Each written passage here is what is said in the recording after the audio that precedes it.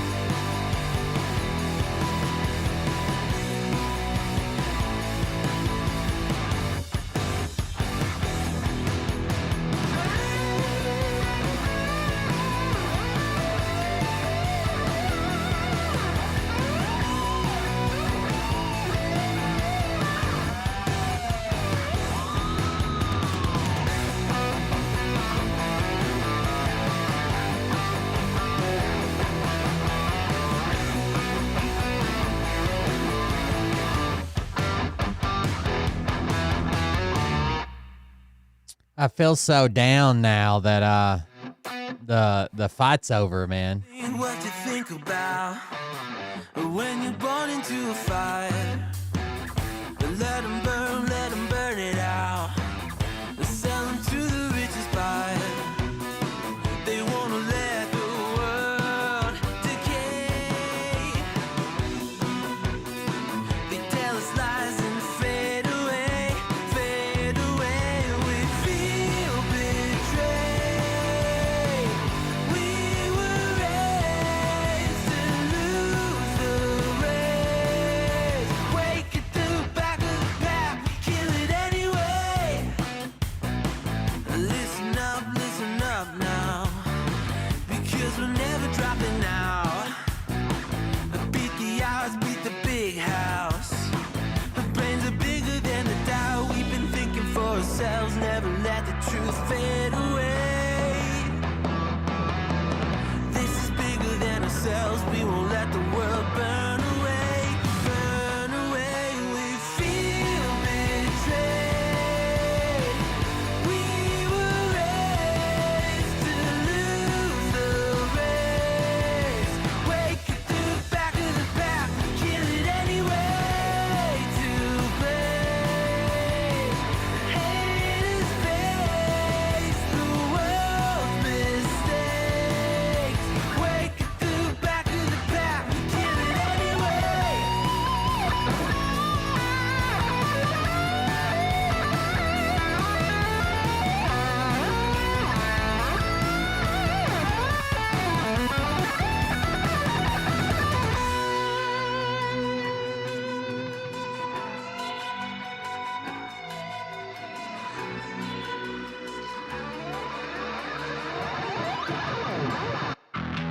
And we feel betrayed. We were raised to lose the race.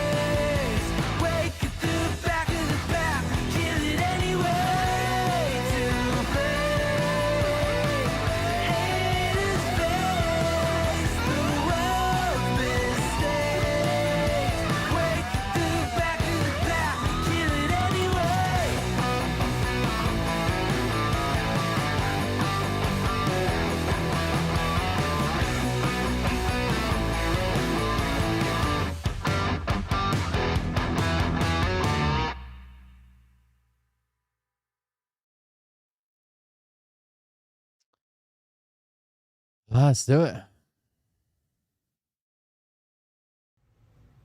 Hey daddies, it's me, the Linda Binda from TikTok. I wanted to make this video because I wanted to thank you for watching Cold Beer Confessionals with Will Bird. I think that's just incredible. I've watched a few episodes and I'm just like very intrigued. But you know what I'm most intrigued in is Big Daddy's meat stick. I heard that it's very thick, like a good old German sausage. You know, Linda and her coochie loves that. Oh, never mind. Let's not go there. Anyways, I hope you have a good show and enjoy it as you can. There's a lot of weird things that go on, especially when it comes from the realm of Linda Bindaland. So, enjoy the show. Thanks for watching. Peace out.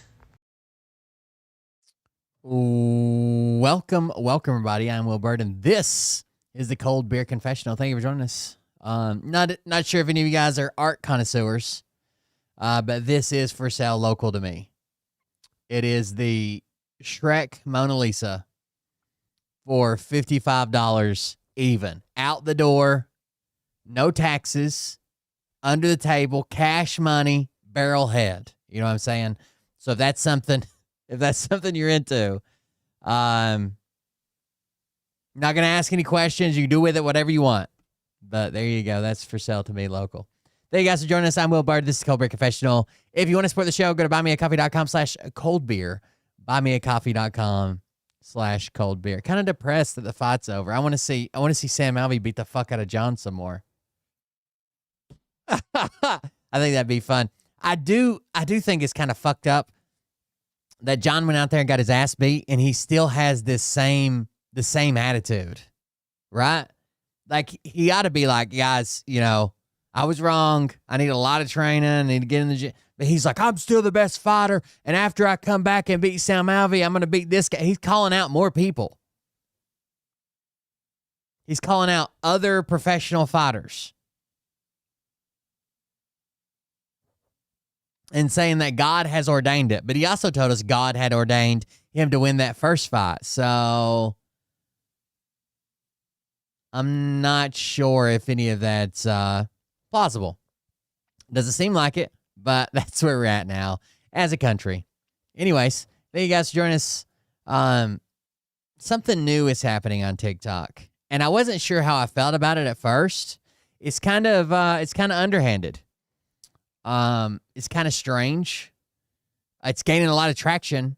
This person has definitely hit a jackpot as far as virality. She's going to be viral, or she is maybe viral already, but I found it when she was doing the very first one.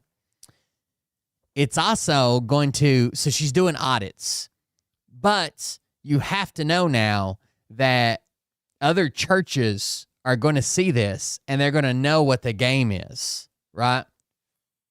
You can only do this for so long before other churches pick up on it. So we're going to check out that page. It is Nikaylie, Nikaylie,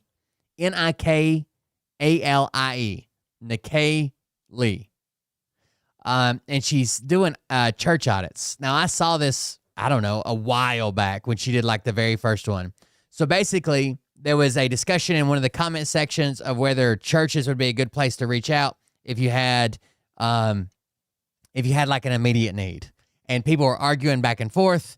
Yeah, you can always reach out to a church. Church do this all the time, no problem. You know, you don't have to worry about it. But then some people were like, I don't know. Like, I've reached out to churches before, and they seem kind of uptight, and a lot of churches are not looking out for the best interests and blah, blah, blah, blah, blah, whatever. So she comes up with an idea where she calls a church, and in the background, she has audio playing of a baby crying. And she tells the church that she doesn't need money. She doesn't need a handout. She needs baby formula, right? That she's called, they always try to direct her to call other places. She says she's called every place around. All of them told her no. She needs formula. She doesn't want money. She doesn't want cash to buy the formula. She just wants the formula. If they have some in stock, or if somebody could help her get some somehow that the baby hasn't eaten. It didn't eat all day yesterday and then today. So the baby hasn't eaten with 2 days. And she says the baby is 2 months old. And then she started doing this, and then people started suggesting churches. And one of them just blew the fuck up. It is Germantown something church here in Germantown, Tennessee. But we're going to start at the beginning. Maybe it might be this one. So I'm calling your church to test to see if they would feed a starving baby. I am calling First Baptist Church of Maryville, and it's in Maryville, Tennessee. By the way, so far she has like 29 no's and like 5 yeses. Calling it church. And on It's About Me, it says that it's a vibrant community of worship and fellowship offering a variety of ministries for all ages, from kids to college students. The reason the Germantown one is getting so much hate, we'll listen to it, but they literally said that they have food, they have supplies, they have these things, but they only give them out to church members. To adults, the church aims to serve its members and the surrounding community through outreach programs and events. So let's see if they would feed a starving baby. It also does not state if they are. By the way, if they say no or whatever, the conversation usually just ends. They usually hang up on her. If they say yes, she tells them that it's a social experiment and that she was just calling around to see if churches would help. And usually it goes pretty well. Open or not. Hello? Hi, yes. I was calling to see if y'all could help at all. I have a 2-month-old baby and I ran out of formula, so I was wanting to see if y'all could help with formula at all. Just a moment. Let me transfer you to Nick. Okay. Hello, this is Nick. How can I help you? Hi, I have a 2-month-old baby and I ran out of formula last night. I was wanting to see if there's any way y'all could donate or get me a formula for her. You said she's 2 months old? Yes. Have you talked to Pregnancy Resource Center? No, I have not. If you will start there, they'll be able to point you in a lot of directions where you can get formula. Well, my boyfriend called them yesterday and they didn't have any. And they didn't point you in any other direction? They're usually really good about that. No, they just told me to contact local churches to see if anybody could help. I don't really have any resources to do that right now. This is the first one that she called, but she gets better at it, trust me. The account where I have to give to community members is gone. It's 0. Let me point you to Helen. Have you talked to Helen Ross McNabb? The who? Helen Ross McNabb. It's a community resource here in town. They might be able to help you out. So my alarm actually went off on this call, and then the rest of it was like no sound. I have no clue why. But anyways, he wouldn't help. He pretty much just gave me another community resource and told me to go use that. And I was like, dang, why? The only ones that I've actually been proud of these churches are people that are like, you know, we don't typically store baby formula. We have like canned food or whatever, but I will go right now. What could that cost? A thing of formula? Like $30? I'll go right now and buy you formula out of my pocket if you'll come meet me. Let's go to another one. So I'm calling your church to test to see if they would feed a starving baby, and it was requested that I call a Mormon church. So I'm actually calling the Church of Jesus Christ of Latter-day Saints in Knoxville, Tennessee, to see if they would help feed a starving baby. Let's see. Javier and Will say spicy. That's a good one. Can't help you there, and I don't know if they're going to answer. So we're going to test it.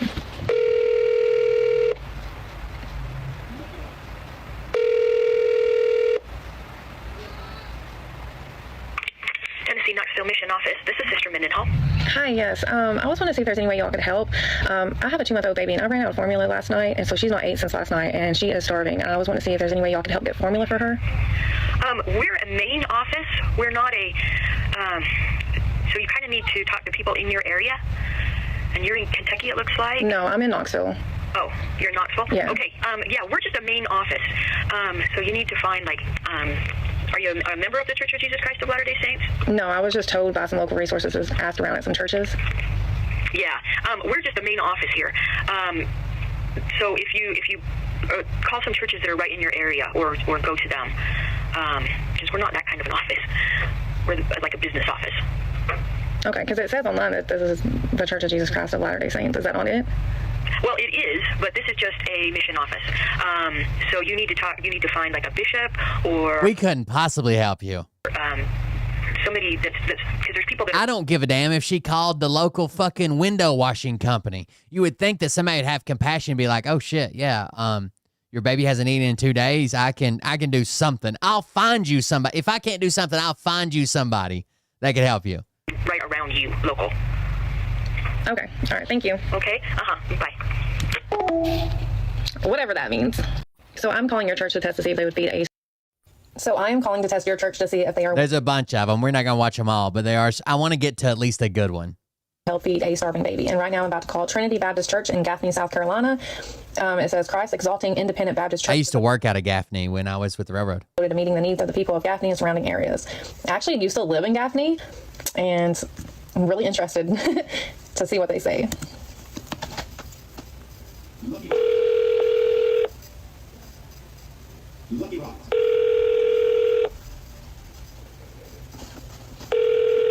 I don't even know if they're going to answer.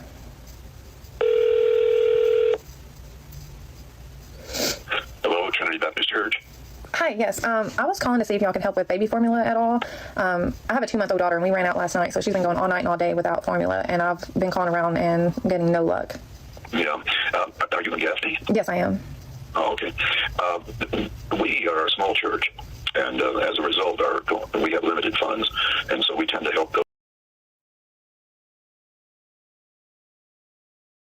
Jesus was one person, bro. Those that are part of the church or come to the church. Ah, there we go. If you're a church member, we maybe. But what are you like? You don't go to church here, right? Wednesday at 1 o'clock. If you'd like to stop by, and I think at that point we might be able to help some. Strings attached. Look, if you come to our service, then maybe we might be able to do something. But I don't know. Yeah. Okay, but you wouldn't be able to help I can do. The today? director isn't in town, and I'm not in town, so. Okay, so because I don't go there today, I wouldn't be able to get help? That's correct. There's nobody there. As I say, we're a small church. Okay, all right, thank you. All right, thank you. The audacity. Oh my God. If you don't attend my church, your baby don't get to eat. I'm like shook. Like, what just happened? Like, it's not even. Yeah, funny. she did get a hold of a mosque. Because it's like shock. This is disheartening. Because I don't know that you can dox a public entity. So I'm about to call and test your church to see if they are willing to help feed a starving baby. So I'm about to call First I mean, could I dox my courthouse or my sheriff's office or? Baptist Church of London, and it is located in London, Kentucky. And I want to see if they're going to help feed a baby. I do know when they agree to do the things, there's been people donating to those churches.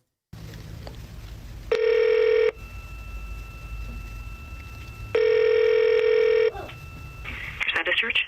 Hi, yes. I was just curious if y'all helped at all because I have a 2-month-old baby and she's been without formula since last night. So she's very cranky, and I've been calling everywhere all day long, and I can't find anybody that can help. No, we don't help with formula at all. Have you talked to anybody like at CCC? Yeah, I've been calling everywhere all day. Okay. How do you normally buy it? Normally, I mean, I've been working, but I was let off, and so I've not had to work this week, and I had just enough left over, but I ran out last night. Oh, gosh, I don't know. You maybe try the, I don't know if the Laurel County Life Center might have something like that. I want to hear one of the good ones. On hand. So you might try there, but I'm not sure what churches, help with formula. Okay. All right. Thank you. Yeah. I don't think that someone could accidentally call me. Let's say somebody got the wrong number and called me, and they're like, I'm trying to get, just a little bit of formula. And I would be able to be like, no, sorry. Wrong number. Like, I don't. So I'm calling your church to test to see if they are willing to help feed a starving baby. So right now I'm about to call St. Luke's Episcopal Church in Atlanta, Georgia, and it just says that they worship and serve God together, pretty much. Episcopal. To help feed a starving baby, though.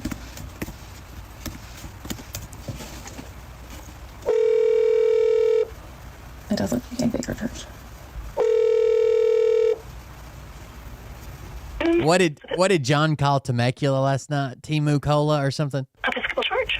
Hey, yeah, I was wanting to see if y'all could help with baby. They do say that I have somebody on my Facebook timeline right now that says that we should stop government subsidized food and that people should be going to the community for that, for their local church or community group or whatever. Formula at all? I have a 2-month-old, and we've been out of formula since last night and been calling everywhere today, and she is just screaming, crying, and I'm just trying to do whatever I can to get her formula. Okay, I don't know, so hold on just a sec. Okay. Call has been forwarded to voicemail. The person you're trying to reach is not available. At the tone, please record your message. When you have finished recording, you... Okay. Call back. St. Luke's Episcopal Church? Hi, yeah, I just called. You transferred me, but went straight to voicemail to somebody. Did you leave your name and number? Okay. Did you? No, I didn't know if you meant to send me to somebody that wasn't there. Nope. Would you like to leave your name and number? Okay. No, thank you. Okay. What the fuck? So I'm calling your church to test to see if they are willing. So I'm actually getting a lot of requests. Let's get to at least to a good one. Damn. Satanic temple. I would love to. However, I'm having a really, really hard time finding any of them that actually put their phone number or their address. Like everything is like, hey, submit like an inquiry to us. So if you have a number, you know, that you want to share for me to call, I will. But unfortunately, like I've searched everywhere. I cannot find one that will put their number out there. And I understand. It's because the Satanic Temple is really just a front to protect the people that are there, and they push out religious rights and politically, but it's not like they meet up and go to church. It's not a thing. That's just not a thing.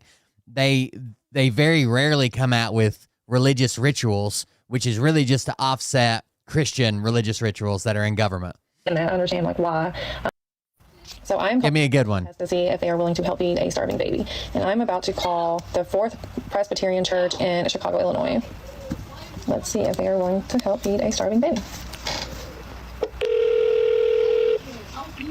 Good morning, Fourth Church. Window speaking. How may I help you? Hey, I was wanting to see if y'all could help get baby formula by any chance. I have a 2-month-old and we ran out of formula last night. So she's been going all night and all day without anything to eat. And I've been... Hold on. Unfortunately, our social services is closed today.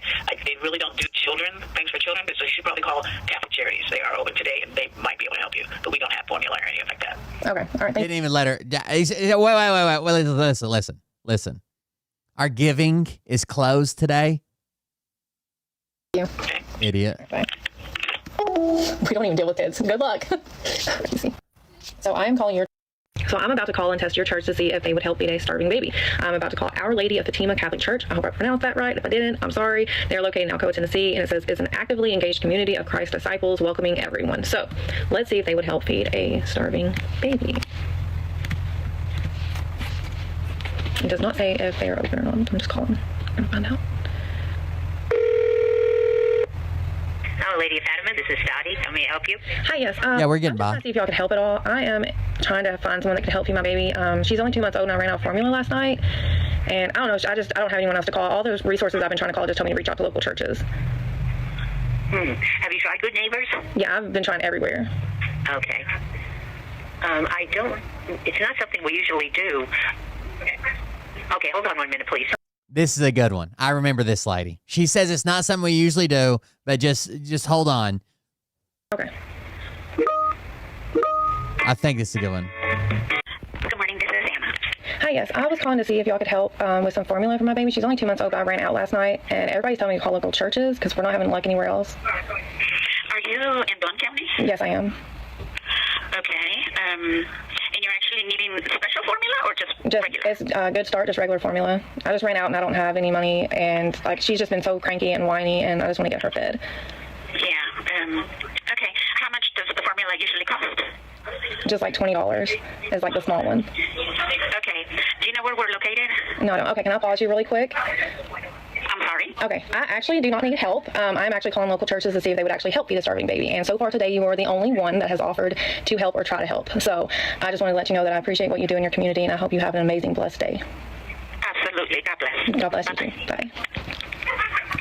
Okay, finally. Okay, places like this like restore my hope in humanity. Like, just they don't even do stuff like that. They made sure to let me know like this is not something they normally do. And she went and got somebody on the phone, and she was instantly ready to help, even though it's not normally what they would do. So, good. That was the first good one. When they do this, because then I don't want to call anybody else because it's going to get me like bummed down again. But yeah, good church. So I'm about to call and test your The church. Catholics coming I'm through. calling your church to test to see if they would help feed a starving baby. So right now I'm calling Central United Methodist Church in Knoxville, Tennessee. It says that they are one of the biggest churches in Knoxville. So we're going to call them and test to see if they would help.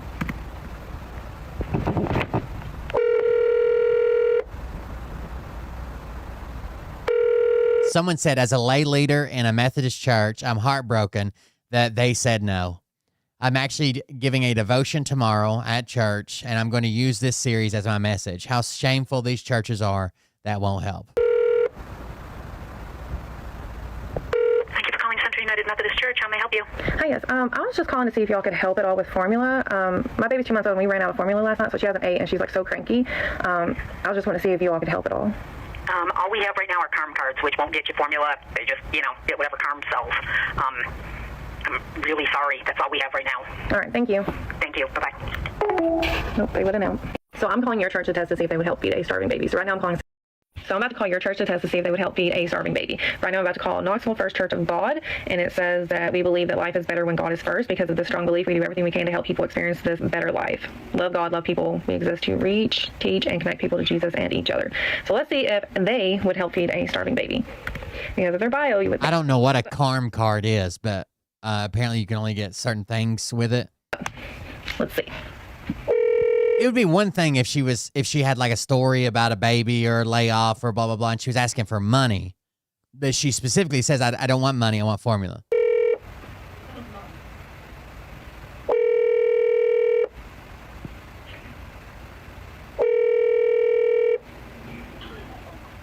Knoxville First Church, how can I help you? Hi, yes. I was wanting to see if y'all could help me at all. I have a 2-month-old baby, and she ran out of formula last night, and I'm just trying to see if y'all could help at all with formula today, because she's just so fussy, and I hate seeing her go without. I don't have anything for formula, but we do have some phone numbers and resources that might be able to help you access that. Okay. If there are any local places, I've already been calling a lot of places, and they already told me to start reaching out to churches. Okay. Could you give me one moment and I'll get my list? Yeah, that's fine.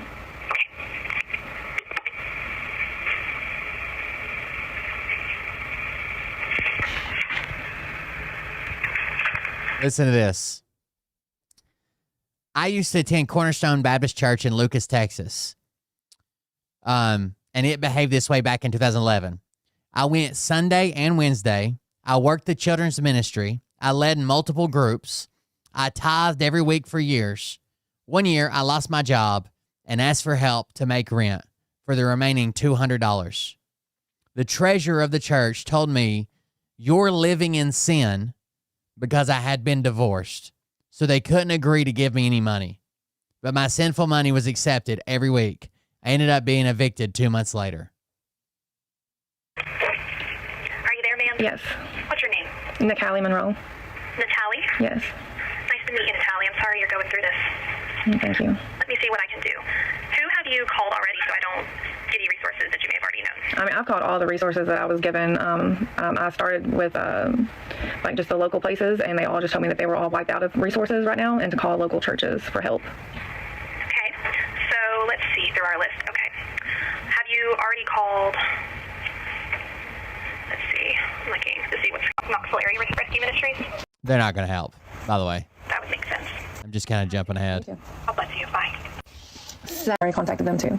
Please contact a family promise.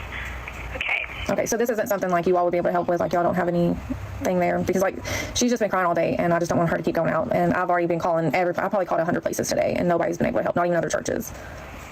Yeah. I wish I had something for you, ma'am. I'm very sorry. Okay, all right, thank you. You're welcome. Have a good day. You too. God bless you. Bye. Sad.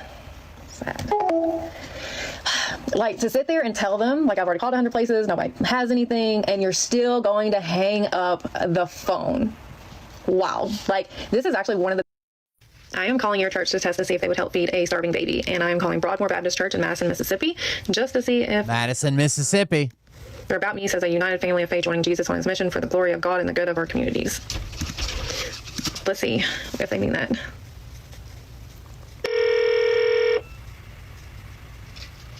Broadmoor, this is Melody. How may I help you? Hi, yes. I was calling to see if y'all could help. I have a 2-month-old baby, and we ran out of formula last night, so she's been going all night and all day without formula. I was want to see if it's something that y'all could help with. So we don't have anything like that here, but we do partner with MACAP, and we actually have just given a lot of like a food drive and other type of needs to them. So they actually would be a great place to contact for that. Can I give you their phone number? I've already contacted them. They said they didn't have any formula. Okay, well, unfortunately, we don't either. Have you contacted... I've been calling everywhere. Every place. This is depressing, dude. For help. Depressing. Okay, have you tried Crestwood New Life Church? Yes, I have. Okay, well, unfortunately, that's our on our list, so... Okay, all right, well, thank you. Yep, have a good All one. right, you too. They sound so happy, too. I'm just... Well, have a good one. So I am calling your church to test to see if they would help. That went straight to a So I'm calling voicemail. your church to test to see if they'd be willing to help feed a starving baby. So I had a lot of requests wanting me to call a mega church. So I'm actually calling Lakewood International Center in Houston, Texas. And then I also had a recommendation to play a crying baby in the background. So you will be hearing Is this Joel Osteen's church? that. It is not real, okay? It is just to make it seem more realistic. And we're going to try it out and see if it changes the way they might want to help. I keep making this baby worse, and they still just nobody really wants to help. So anyways, but let's go ahead and call and see if I can get somebody to feed this baby. How much you want to bet? I have not listened to this. How much you want to bet that it goes into a call directory, like a recording to get extensions, and one of the extensions says, if you'd like to make a donation. What are the odds, chat?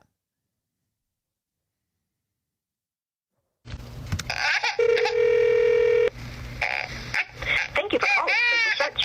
Your call is very important, and we will be glad to assist you momentarily.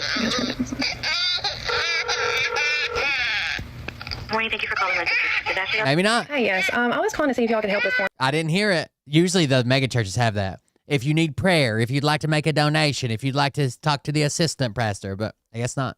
Formula at all? I was wrong. I have a 2-month-old baby, and we ran out last night, and so she's been going all day long without food. Is there any way y'all could help with formula? We do have a benevolence ministry. I can take down the information and put in a request for you. Okay, how long would that take? We really don't have an estimated time just because we do receive a lot of requests here. Each applicant is different. It can take a couple days. It can take a couple weeks. We really just don't have a Take your name down for a benevolence ministry. time there.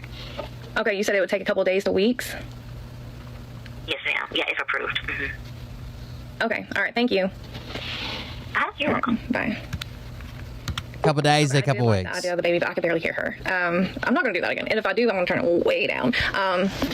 But yeah, she said that she had some other church, and if I was approved, it could still take days to weeks to get approved, to get formula. And my baby's over here crying. Over $50 million, Joel Osteen's worth. I am calling I can't remember the number, but it's over $50 million. church to test to see if they are willing to help feed a starving baby. And right now I'm about to call Our Lady of Sorrows Church, and this is a Catholic church in Kansas City, Missouri. That's another no. I don't want to list a bunch more no's. See if they would help feed a starving baby. And I had a request. Church of the Nazarene in Waverly, Texas is a no. So I'm calling your church to test to see if they would help feed a starving baby. So right now I'm about to call Grace. Holy Trinity Cathedral in Kansas City is a no. So I'm calling your church to test to see if they would help feed a starving baby. And right now I'm about to call First Baptist All right, here's a good one. First Baptist Church of Jeffersontown in Louisville. of Jeffersontown in Louisville, Kentucky. And their About Me just says that they're a historic Black Baptist church that has been serving the community since 1829. So let's see if they're willing to help feed a starving baby, though. Thank you for calling the First Baptist Church of Jeffersontown. Our senior pastor is the Reverend Randall C. Morrow. We are located at 10600 Waterson Trail, Jeffersontown, Kentucky, 40299. Our office hours are Monday through Thursday from 9 a.m. to 4 p.m. If you know your party's extension, please press it now. For the church office or to leave a message, press 0. Deacon Ministry, 2. Church Administrator, 3. Family Life Center, 4. Facilities Manager. We'll just go with 0. See where that takes Please hold while I try to connect you. Thank you for calling First Baptist Church of Jeffersontown. This is Victoria. Hi, I was want to see if y'all could help with formula at all. I have a 2-month-old. We ran out of formula yesterday, like around 7. And I've been trying to call everywhere, and they're just telling me to call churches. We wouldn't, we wouldn't have it readily available, but it's for your baby. Yes. Yeah, she's 2 months old. Okay, and what's your phone number and your name, please? 859-353-7777. And then my name is Nikali. You said, spell your name. Nikali. Oh, N as in Nancy? Yes. N-I-K? ALIE. Your phone number, 859-353-7777? Yes. Okay. Nikali, what's your last name? Monroe.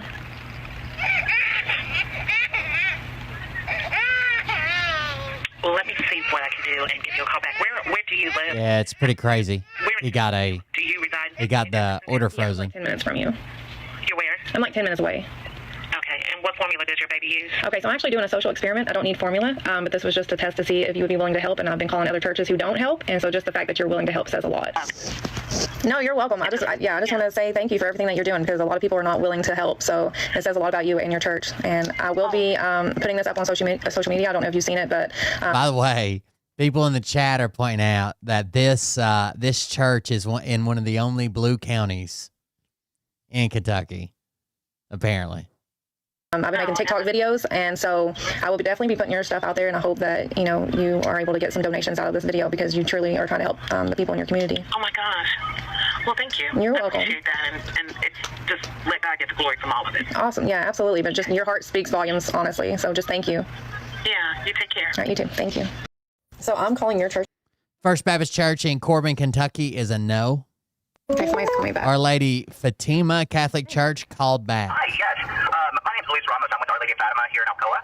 Yes. Fatima, I'm sorry. Our secretary on Monday mentioned that somebody had called, so she was looping in our our business manager and myself to say, hey, I think somebody's coming over to get some formula. But then we got an email yesterday. I guess it was a TikTok video. Yes. Okay. Yeah, I let her know when I called it. It was just an experiment to see. Yeah. No, she, after she hung up, So that's one of the people that said yes. She said she would take it out of her own pocket, basically. I think somebody was testing to call to see if somebody else could call to come in to get it. No, I don't have any. Okay. Yeah, no, I'm good. I don't even have a baby. I was just testing to see if y'all would actually help if somebody called in and had a need. Yeah, absolutely. Yeah. Well, and I haven't seen all of them, but yeah, unfortunately, ironically, I think a lot of churches actually, or organizations do refer to churches, especially right now since a lot of funding's gotten cut. Yeah. But if there are people that do need assistance or that part of what we did last week was collaborate with our local, some other local churches that wanted to help, and also our local food resources here in Blount County. And for every parishioner in our parish this past weekend, it should be on our main page, I believe. It's local food assistance, so we wanted to get that information out to the community. We don't have a ton of resources always for doing that, but we have like a blessing box outside of the, it's right next to like Walmart and Aldi. But as soon as it's filled, it's completely empty. So we did a big push because a lot of people come in and families or caseworkers from other nonprofits will call us and say, hey, can you help this family? And we help them directly. But yeah, no, we're always happy to help, and we pushed out that flyer if you wanted to share with anybody as well. Oh, absolutely.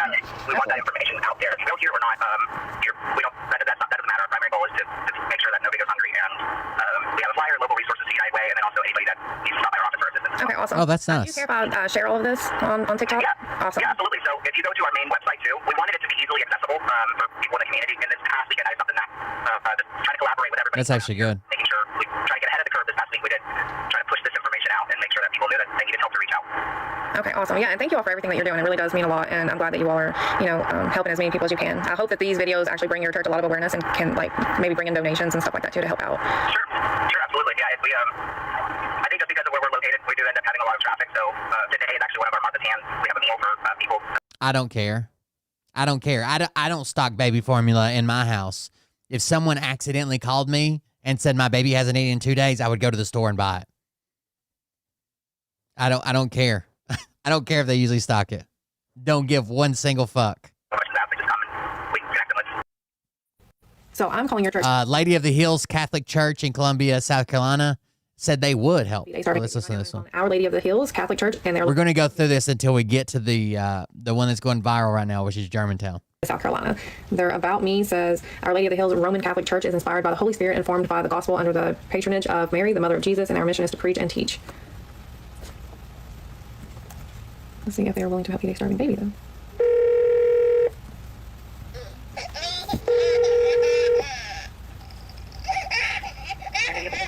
Hi, yes, I'm calling to see if y'all could help at all with a can of baby formula. I have a 2-month-old, and I ran out last night, so she's gone all night and all day without anything. I can understand what you're saying. Rent, electricity, food, help with what? With a can of baby formula. It sounds like there's a language barrier here, but she said, I can't understand what you're saying. Do you need rent or food or what? We don't have... She's calling churches just to see if they would help. She doesn't have a baby. She's not looking for formula. She's calling churches to see if they would help in this situation without telling them. There's a place that is called... Hold on a second. Hold on. Okay.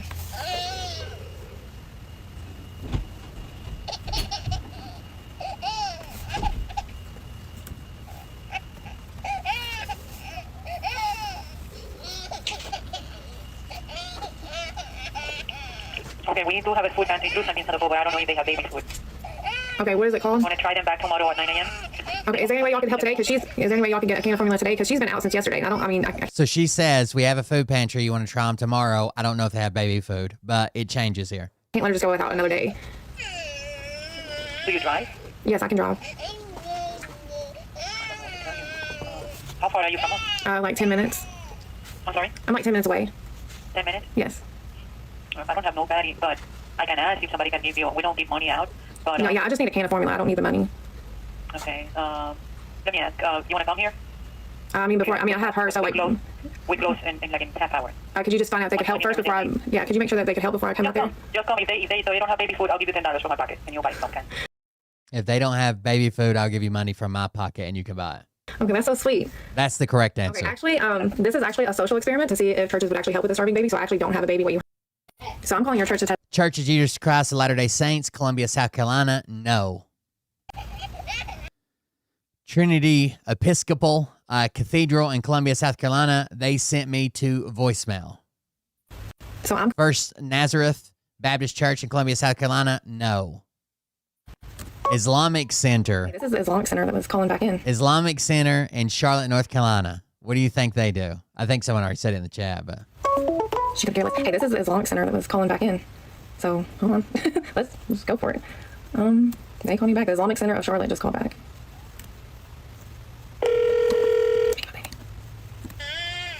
Islamic Center of Charlotte, how may I help you? Hi, yes. I was trying to call. I have a 2-month-old baby, and I ran out of formula last night, and I was wanting to see if there's any way you all can help with a can of baby formula. We can, ma'am. Where do you live? You live in Charlotte? Yes, I'm like 10 minutes from you all. Okay, and what kind of formula you need? It's the Good Start. Good start. Yeah, that's fine, ma'am. You come over here, we'll help you. Okay, hold on just 1 second, okay? Okay. Okay, I'm actually doing a social experiment. So I don't have a baby and I don't have a need, but I am doing a social experiment just to see which churches would actually help a starving baby. And unfortunately, there's so many that say no, and you immediately was like, yes, of course. And I just wanted to say thank you so much for your heart, and also to see if it was okay if I posted showing up those Christians. this on TikTok and maybe put your information on there for your church where people can send donations. Maybe if they... No problem, ma'am. How would you feel? Like, you may not be okay with the premise, and someone said they're doxing churches. I don't know if you can dox a public place, but how would you feel if you were scrolling through TikTok and you heard this lady with a baby crying in the background call your church, and they said, no, sorry, maybe try calling some other places. We don't do that. Let me send you to voicemail. It might take a week or two. We'll see what what the fuck? We do what we can. We appreciate your kind words. Thank you. No, thank you so much. I appreciate you. Keep doing what you're doing. Thanks. You too. Bye. Oh, he didn't like the only question that he asked was, where are you located at and what kind do you want? No other questions. These other places they need to pay attention. These other churches need to take notes. And the fact that some churches ask her if she's a member, who gives a fuck? Okay, so I'm calling United House of Prayer for All People. No. So I'm calling your church to test to see if they would help feed a... Church of the Hill, Richmond Hill, Georgia. No. So I've been calling your churches to test to see if they would help feed a starving baby, and I'm getting a lot of people who question whether or not this is real or not, and it is, but I'm curious if y'all would actually like me to go live making these calls, and that way you all can... So I'm calling your church to test... Living Faith Christian Center, Baton Rouge, LA. Louisiana. Baton Rouge, Louisiana. Would not help. No. Living Faith Christian Center, Baton Rouge. Okay, so I'm calling... MAGA Church, Abundant Church, West El Paso, Texas. No. It's not just that she's calling it a MAGA church. They advertise as being MAGA. One Buddhism Temple of North Carolina in Chapel Hill, North Carolina. Yes. Buddhism Temple of North Carolina, and it's located in Chapel Hill, North Carolina. So let's see if they would help feed a hungry baby.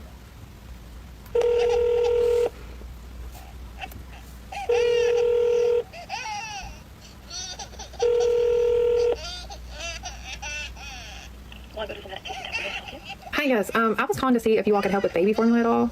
I have a 2-month-old, and she's been going without formula since last night.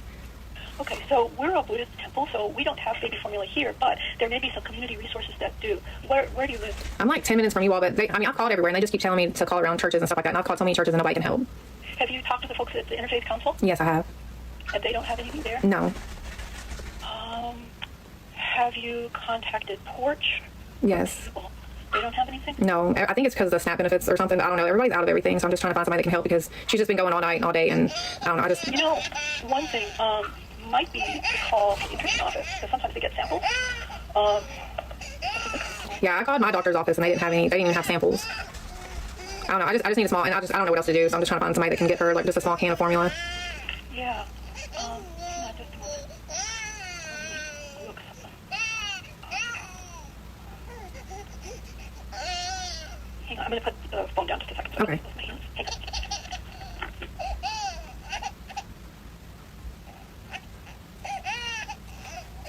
Okay, so are you in Orange County? Yeah, I'm like 10 minutes from you all. Oh, okay, that's right, so you're right here. Mm-hmm. So I was looking at the food distribution, like an Orange County page. So it has Table, you've already contacted them. Yeah. And Porch. There's also something called Commodity Supplemental Food. Yeah, I called them too.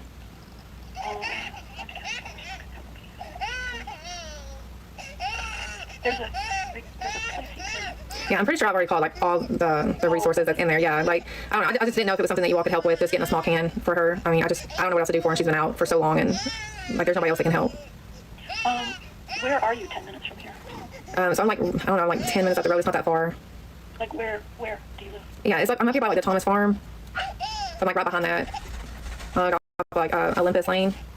Like I can get to you. I'm just trying to find somebody that can help with the formula. Like I don't need money or anything. I just need like just a small can.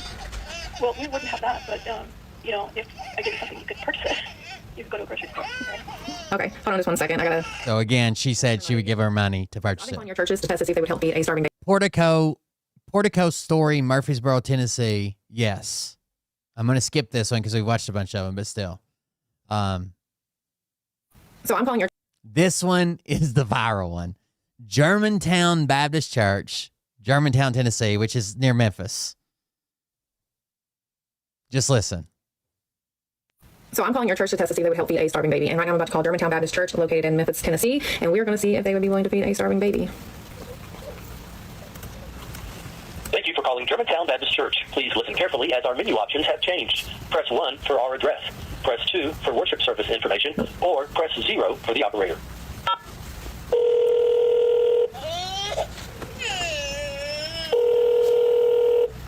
Germantown Baptist Church.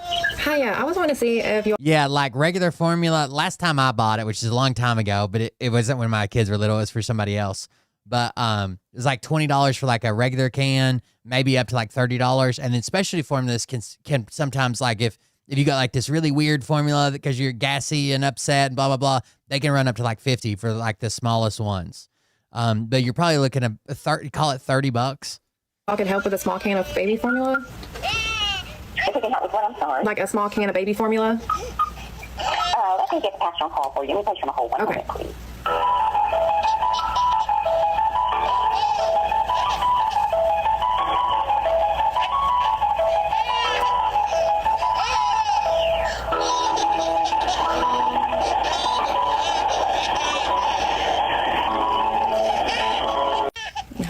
Thank you for calling Germantown Baptist Church. It might have. I probably haven't bought baby formula in 3 or 4 years. I bought it for someone else, but. Please listen carefully as our menu options have changed. Might be longer than that. Thank you, ma'am. I saw you hung up, and I was like, oh, no, I'm going to call her back. But my system was jammed up, so I couldn't see who was actually on call. And I'm like, what is going on? And it's not working. And I usually print that out, and I didn't this time, but I'm just going to walk back there and see, okay? Okay. So the transfer did not work, right? And she's like, I'm just going to walk back there. 1 moment. Okay. Hello. Hi, yes. I was just want to see if y'all were able to help with baby formula at all. We unfortunately are not. We have a benevolence program, but it is for our members.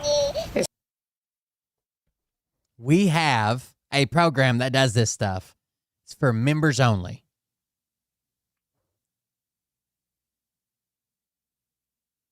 You remember the passage where Jesus said, let my members come unto me, everybody else, keep walking. Just for the members, because like I have a 2-month-old and she hasn't ate like since last night, so she's gone all night and all day without any formula. Like I don't need money or anything, I just need like a small little can, and I've been calling everywhere and they're just telling me to call churches, and I just don't know what else to do.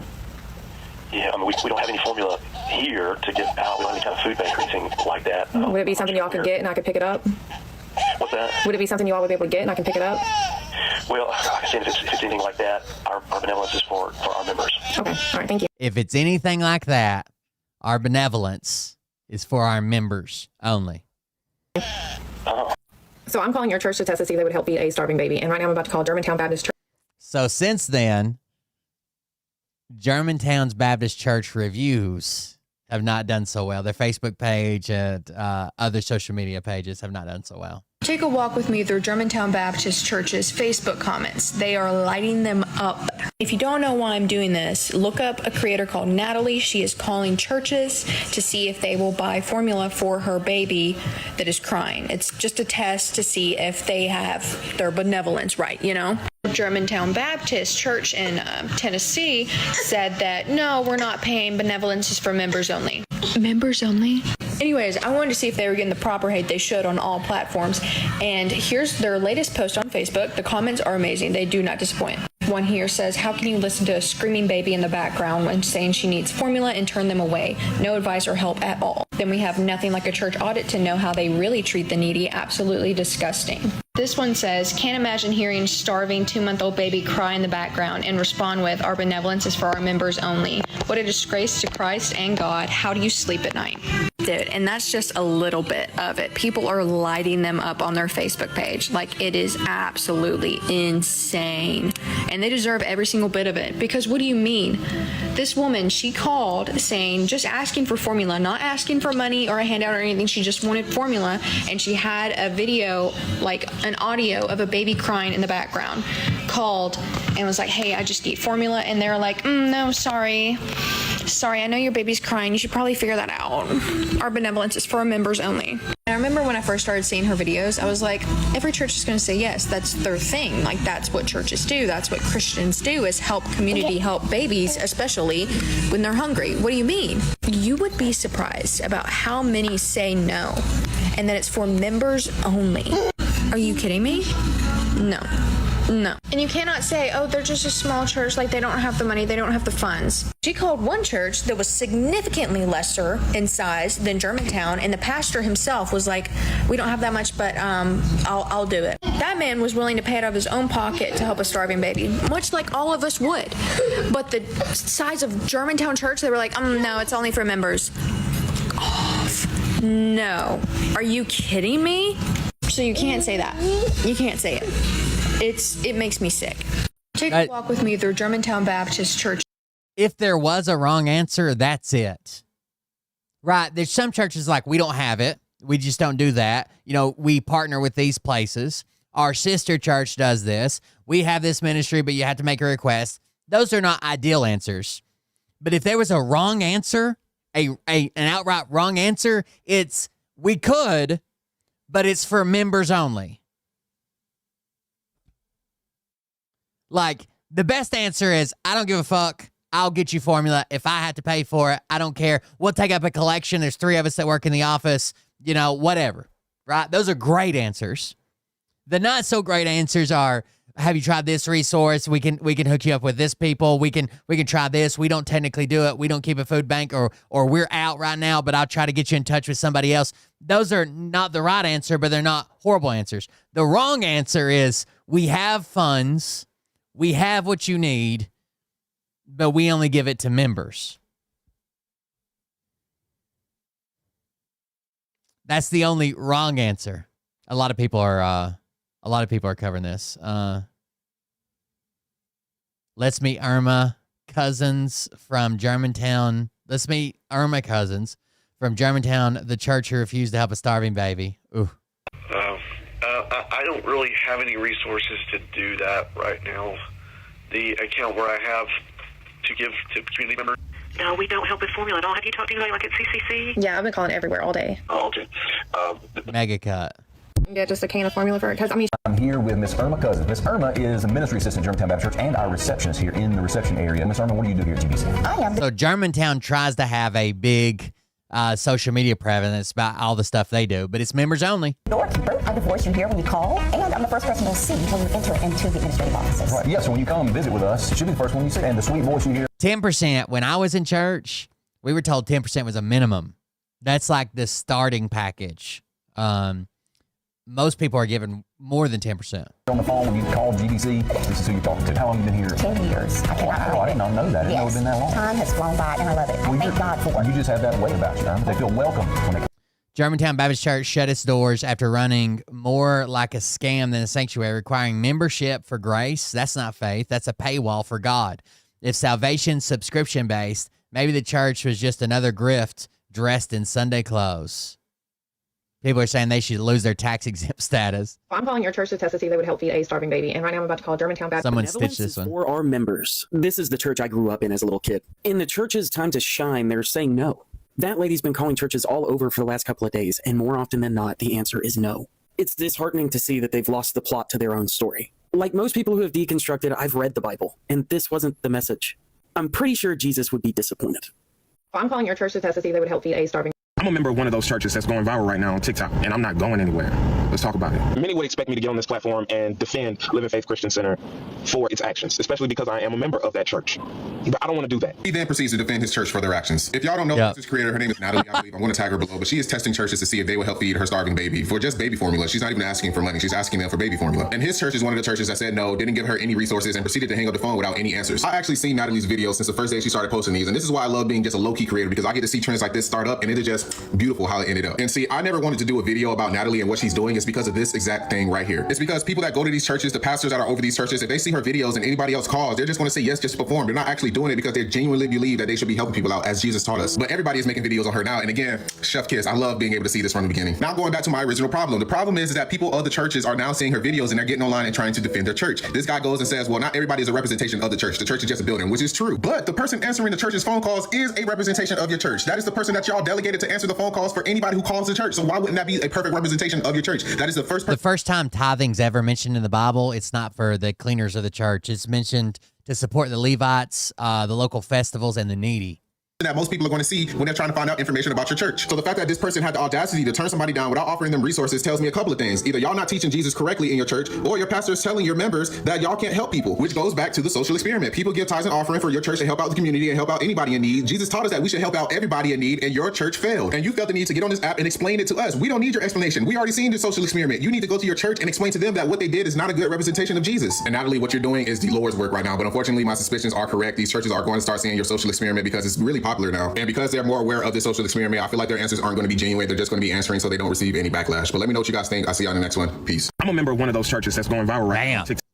So I'm calling your church to test to see if they would help feed a starving baby. And right now, per request. Again, the only reason they don't have to pay taxes is because they are meant to be a source of charity. So I'm calling Living Faith Christian Center in Baton Rouge, Louisiana. Let's call them and see if they would help feed a starving baby.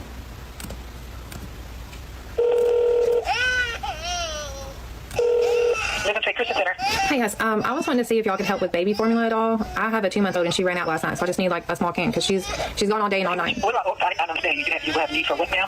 I was wanting to see if you all could help with a small can of formula for a baby. Small can of formula for a baby? Hold on, let me see if Judy's available. Okay.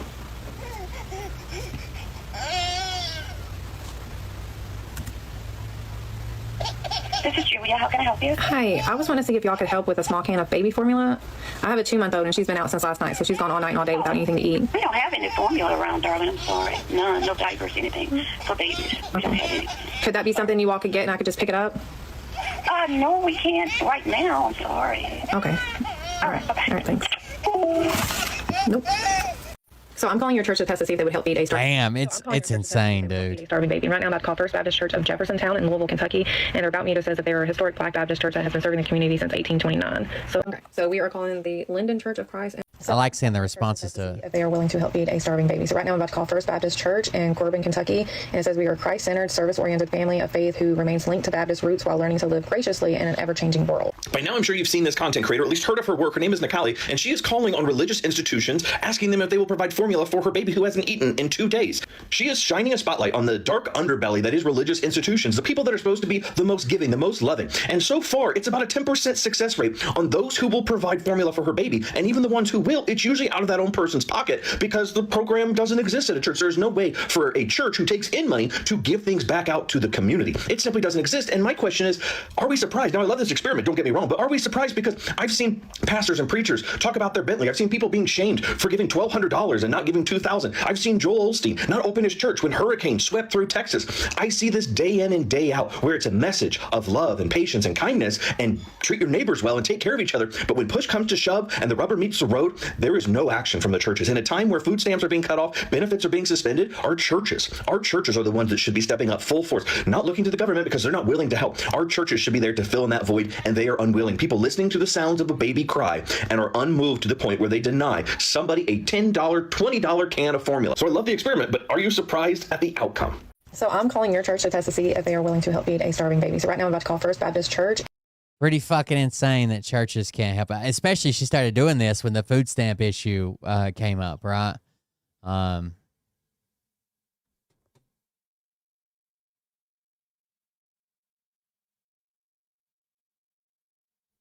don't know. Germantown's getting some heat, baby. President Trump can't stop talking about Walmart's Thanksgiving meal basket. Great company, Walmart. They announced today after many years, they do this every year for many years, that Thanksgiving for the United States of America under Donald Trump as president is 25% less for Thanksgiving meal.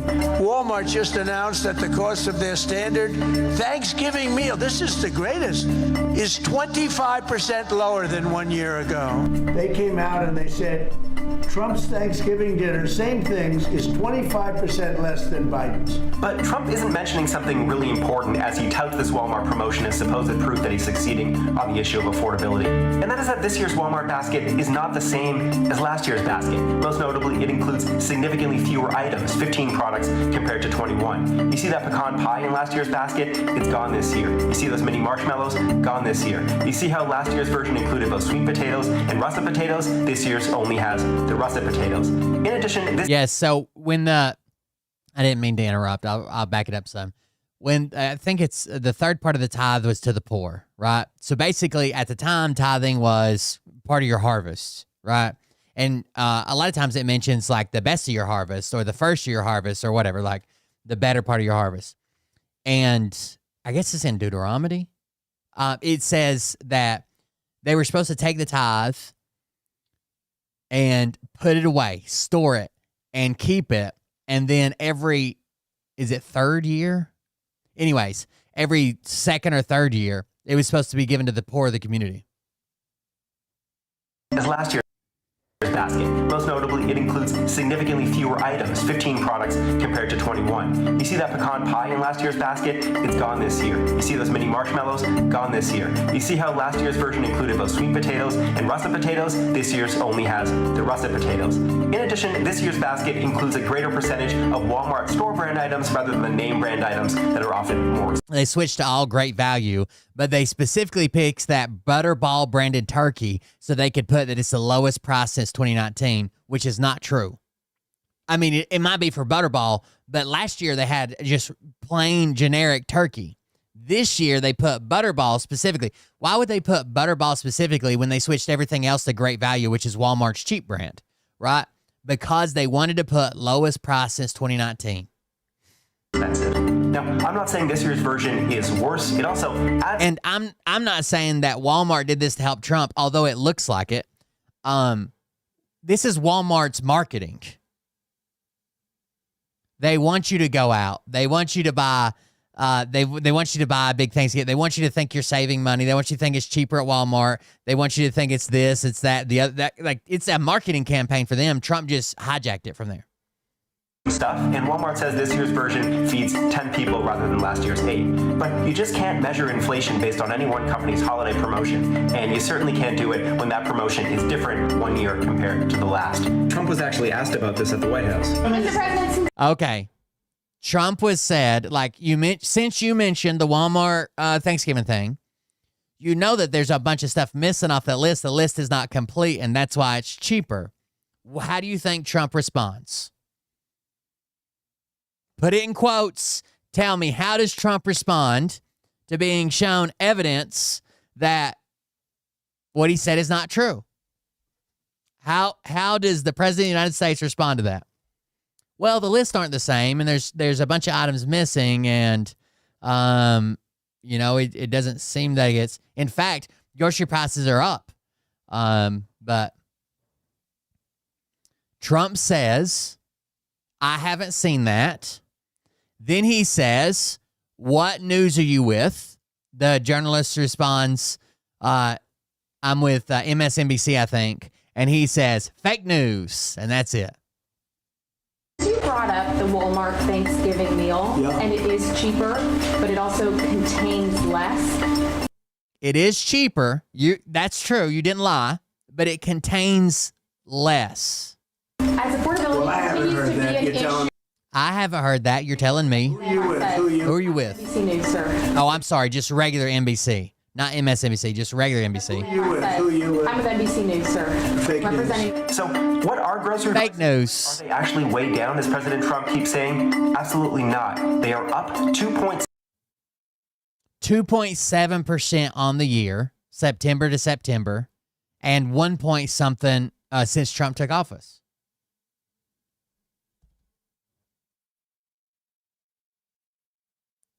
But the maggots on social media are running around like, oh, Walmart's cheaper this time. Walmart's cheaper. God, thanks a lot, Joe Biden. 7% this September compared to last September, and they're up 1.4% since President Trump returned to office in January. 1.4% since January. That's when Trump took office. Prices are up. But what about the gas? Yeah, gas is slightly down, mostly because the market's being flooded by that OPEC's announcement. And you guys know gas prices goes down every September, right? It's winter blend gas. Most of the traveling's done in the summer. That's where you get your peaks. It's summer blend gas, which is more expensive to produce. And then you get winter blend. It goes down every September or around there, right? September, October. January. President Trump can't stop talking about. And then we have these my least favorite podcast in the world. Let's see the mom twist herself into a goddamn pretzel to avoid calling out Trump now. You constantly are talking about Joe Biden's pardons should all be invalidated because he used an auto pen. Because he didn't sign, he didn't even know who those people were that he was pardoning. Trump now, on camera, in a nationally televised interview, said this guy that he pardoned, he doesn't even know who he is. I know. When I heard that, Dad and I were watching the interview. When he said that, I turned to your father. I said, what did he just say? I did say that. I don't understand that. So they had an argument that Joe Biden was pardoning people. He had no idea who they were or what the case was about or what they did or why they were guilty. He didn't know the details. Then Trump comes out and he's asked about pardoning this guy that just gave his sons billions of dollars and made these deals and doing the crypto with them and all that shit. He just made a donation to Trump. He does all the right things to buy a pardon. And Trump is questioned like, did you do this because of these business deals? And he says, I don't know the guy. I know nothing about him. Don't know about his crime. Somebody told me that Biden was mean to him. So do you believe that all of his pardons should be invalidated, just like I think Joe Biden? We've had a good hurricane season. He doesn't know who he's pardoning, just like Joe Biden didn't. He didn't use the auto pen, but I do think that guy's was only 4 months or something. Oh. So do you think all people? So that guy's sentence was only 4 months, so that doesn't even matter. That Trump has no idea what happened. Who have 4-month sentences should just not have to go to jail? No. But it was a very light sentence, so maybe he thought that. Maybe he didn't know the guy. That guy helped Donald Trump make $2 billion on cryptocurrency. You don't think that had something to do with it? Probably. It did throw me for a loop when I heard him say, I don't even know who that is. Do you believe that? Do you think he doesn't know who this guy is? Yeah, I do believe that maybe that he doesn't know who that guy is. So then why did he pardon him? I have no idea. You'll have to ask Donald Trump. They asked him and he lied to everyone. Of course he knows who this is. That guy made him $2 billion. Well, he said he didn't know who he was. That's a lie. They all lie. We've talked about this. Every politician lies. You constantly are talking about Joe Biden's pardons should all be invalidated because he used. Kinda wild.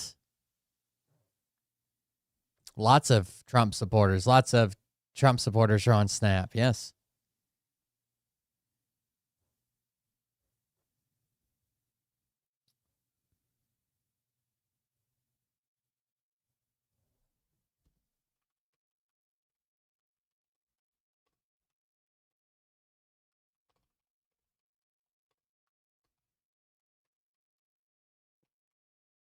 Where I live, almost everybody's Trump supporters, and I know there's a lot of people on Snap here.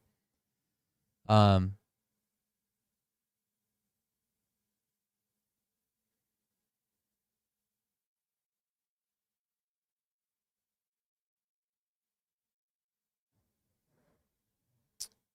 have purposely not watched this video, though I want to, because I feel like it's going to make me mad. Army of cops appears on 71-year-old man's lawn to talk.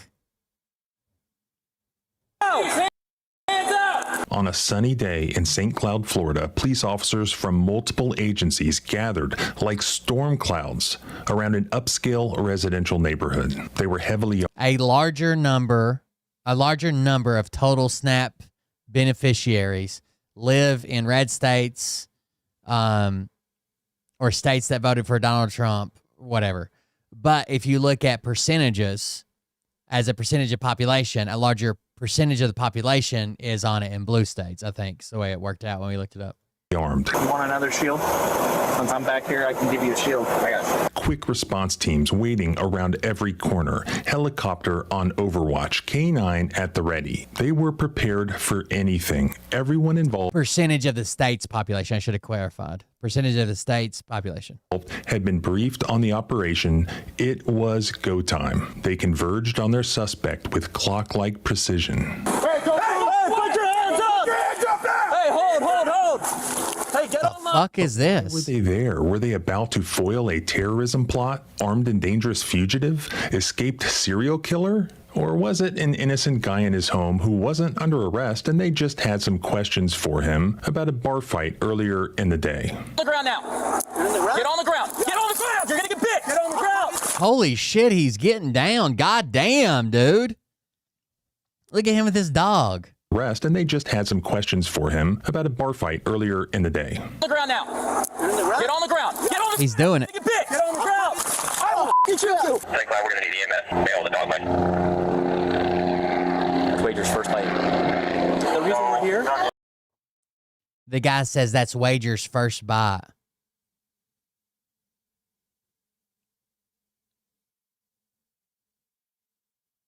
Yes. You can understand both those things are true. When you ask a question saying, are you saying Trump supporters are on Snap? Yeah. Are you saying people that don't support Trump are on Snap? Yeah. Like, I don't. Those things are both true. Because someone was hit in the head with a gun? Right, and then you didn't call the police, and that's why we came. We're here to get your side of the story. I don't know what happened. There was a guy sitting there, and we was drinking a drink, and all of a sudden, a fight broke out. I got told that maybe you got hit. No, I didn't get hit. Would you be willing to write down a statement? No. Are you sure? No. He doesn't want to write down a statement, and he said he didn't get hit. What is going on here, dude? It all started on March 22nd, 2024 at the Island Cloud Grill, where a guy named Haj Hassan and his friend William met for a couple of drinks. I don't know what happened. There was a guy sitting there, and we was drinking a drink, and all of a sudden, a fight broke out. As they're drinking, a guy named Manuel Martinez shows up in his classic Camaro, and before long, a fight would break out. And then he knew the gun. He pulled the gun out. The cops were called, and at the beginning, the cops started out doing exactly what they were supposed to do. They investigated the complaint. They tracked down William, by now at a second bar, apparently still drinking, and he was happy to tell them the whole story. Hey,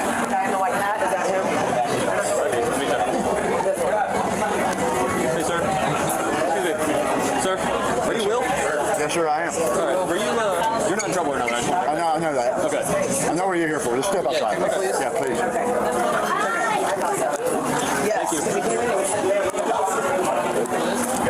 Hi, I'm Lieutenant Mondell. Yes, sir. How you doing, sir? All right, Will. What happened over at the other bar? I don't know what happened. There was a guy sitting there, and we was drinking a drink, and all of a sudden, a fight broke out. This guy pulled a gun out, tried to stop him. I got out of the way. That's it. I got told that maybe you got hit. No, I didn't get hit. Well, he pushed me down. I didn't get hit. I tried to I pulled myself in the argument, and he threw me down. He started digging his zipper pocket, and I said, "Oh, you gotta get the gun." So he pulled out his gun, and I left. Okay. So, you know who he is? That's right. No. Never seen him before? Never, sir. Could you describe what he looks like? Yes. A Cuban, maybe. Would you be willing to write down a statement? No. Are you sure? No. Okay, so go ahead and describe what he looks like. He looks like Puerto Rican, 5'4", got hair, kind of bald, and Any facial hair? no. I really didn't want to get involved in it. But he says, He threw you down on the ground? well, he pushed me. I stepped up in front of him. I think everybody should vote too. The problem is, at least why Republicans typically don't think that is, the more people that show up to vote, the worse Republicans do. They do better when there's lower turnout. In other words, there's an argument. I don't know what it was about. What color was it gun? It was a like a 32 chrome colored. Yeah, chrome colored, and I really didn't. Do you have an ID I can take a look at, Will? Yes, I do. Put in my report that I should. Yeah. You don't want to press charges or anything like that? Unless you do. Actually, I was trying to. Do you want to press charges? Actually, never think. I wanted to save somebody. I was trying to save somebody. There's a gun involved, and I really don't want to get involved in that. But,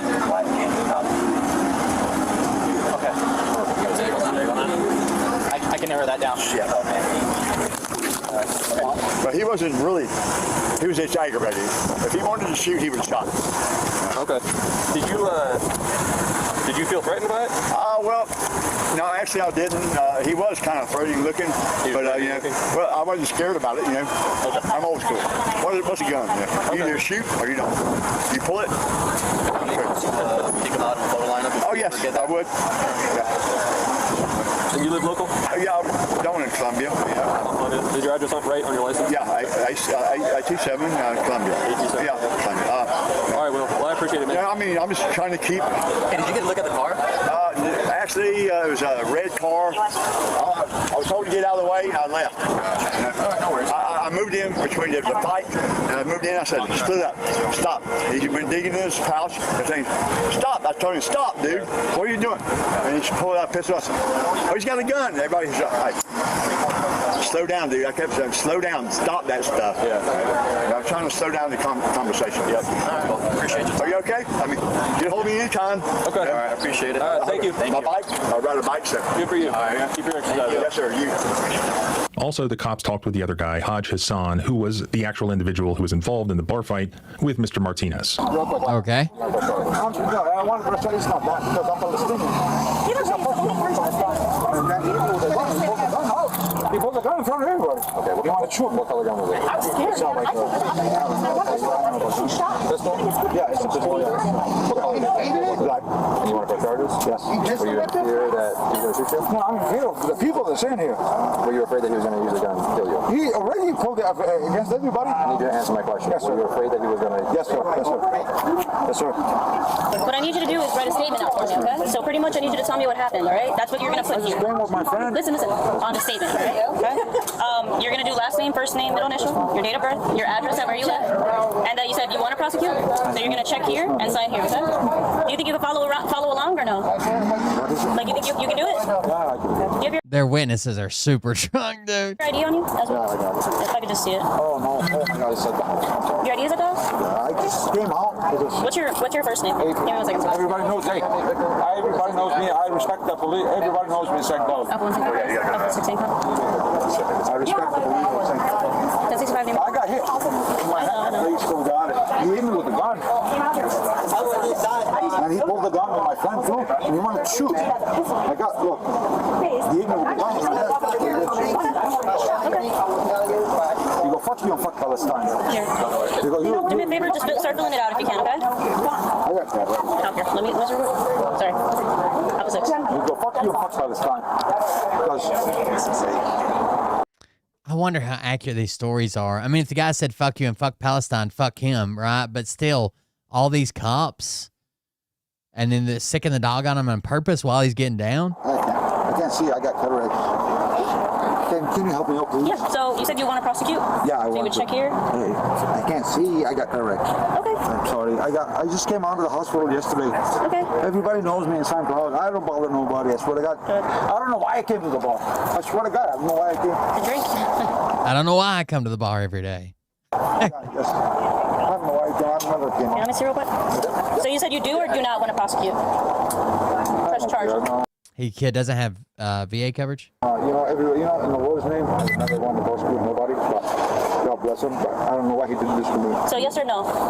press charges on him. He hit you in the head with the gun. I mean, that's up to you. He pulled the gun on everybody. Like, tell me a few minutes ago that you did want to press charges. Yeah, I do. Yeah, you know, because he pulled the gun on everybody. That's not right. Because he got a gun. Hey, if I got a gun, I'm not going to pull it on innocent people. Real quick. Do you think you'd be able to sign at least? God damn, he can't even. I'll write your name. It's okay. Yeah, please. Yeah. I guess. So he couldn't even sign the statement. Really, I will not. Because if you're going to pull the gun on everybody, he pulled the gun on everybody.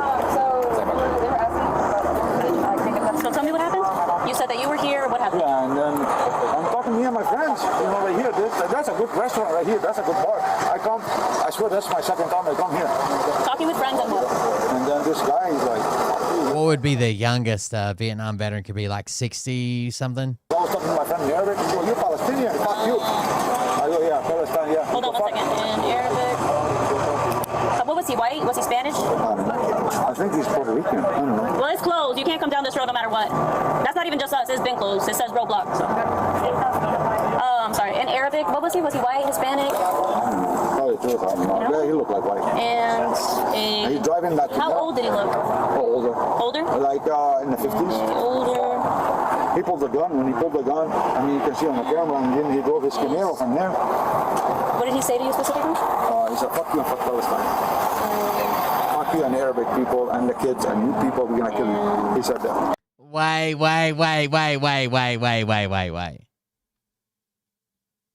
So all this time, first of all, he didn't say anything. Then he said, "Fuck you and fuck Palestine." Then he said, "Fuck you and fuck the Arabic kids and all the people over there and everybody that's over there right now and everybody." Like, what is going on here? In the 50s. He pulled the gun. When he pulled the gun, I mean, you can see on the camera, and then he drove his Camaro from there. What did he say to you specifically? He said, "Fuck you and fuck Palestine. Fuck you and Arabic people and the kids and you people, we're gonna kill you." He said that.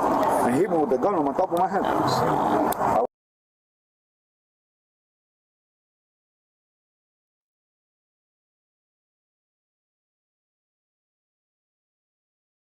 I was talking to my friends. I'm not even caring about Arabic. And he went in the car. Everybody followed. Usually, if you're under VA care, when you go to one of your checkups, you just mention some other type of issue and you get coverage for it as well. Right there to the car, and he went up with a gun. He even pulled the gun on top of everybody right here. I go, "Shoot me! I don't care. Shoot me! I don't care." He walked away in the car, the Camaro, and he walked. It's an old Camaro. It's like 50s or 60s. You're gonna take this? Yeah. Using these eyewitness descriptions in combination with the massive surveillance state that has been built in the state of Florida and elsewhere around the country, like it was an old episode of 24, the officers were able to figure out right where this classic Camaro and this suspect lived in this So they use the flock cameras or tracking AI, whatever. Scale residential neighborhood. Up to this point, I mean, great police work. You can't complain about that. They responded to the scene. They interviewed witnesses. They located the suspect. So what's next? The next thing one should do is now get that guy's side of the story, right? And there are a number of ways to do that. Now let's attack him. Doing any of those things, they instead actually did pretend like they were on an old episode of 24, and they're getting all of their toys together and all of their troops together, and they're going to have this big briefing about what they're going to do. So I say move up and begin announcements. Just the stage. Yeah, he's not like a mass shooter or like he hasn't. Like best case scenario, worst case scenario as far as criminal is like he hit somebody and said, "Fuck you, fuck Palestine, fuck the kids, fuck the people, fuck the country, fuck everybody over there, fuck all y'all." Like, call him, see if he'll come out to us. If he says anything about not coming out or fuck yourself, I'll shoot it out. And then our PNC will remain. if he says, "Fuck you, I'm not coming out, I want to shoot it out," he was standing in his yard. How much is Zayden Spanish? Zayden, he would be in Spanish. So, well, if he says I'm coming out to you, right, I'll say it. So, you guys think Miguel? Manuel Martinez. So, Manuel Martinez, resident of 4920 Park Youth Drive. It's the St. Cloud Police Department. Promote your over and over and over. Same Spanish, same English. Just keep it up to stop. They're not going to position front first, phone call first? No, but phone call is first. Before he's in position, just to see how he is. If he comes out, we'll just make and see record receive. If that doesn't go well, or if he doesn't answer me, then we'll move to making announcements. You want another shield? Once I'm back here, I can give you a shield. I got you. I'm chasing the rabbit. If we take, and and then we're not pushing that issue. We're going to hold what we got, and we're going to reassess on how we're going to effectively approach it. If he decides to barricade, or if he doesn't come out, we'll scoot one unit up just a couple houses here just to watch the back. There's nowhere for him to go. It's those trees we have started there.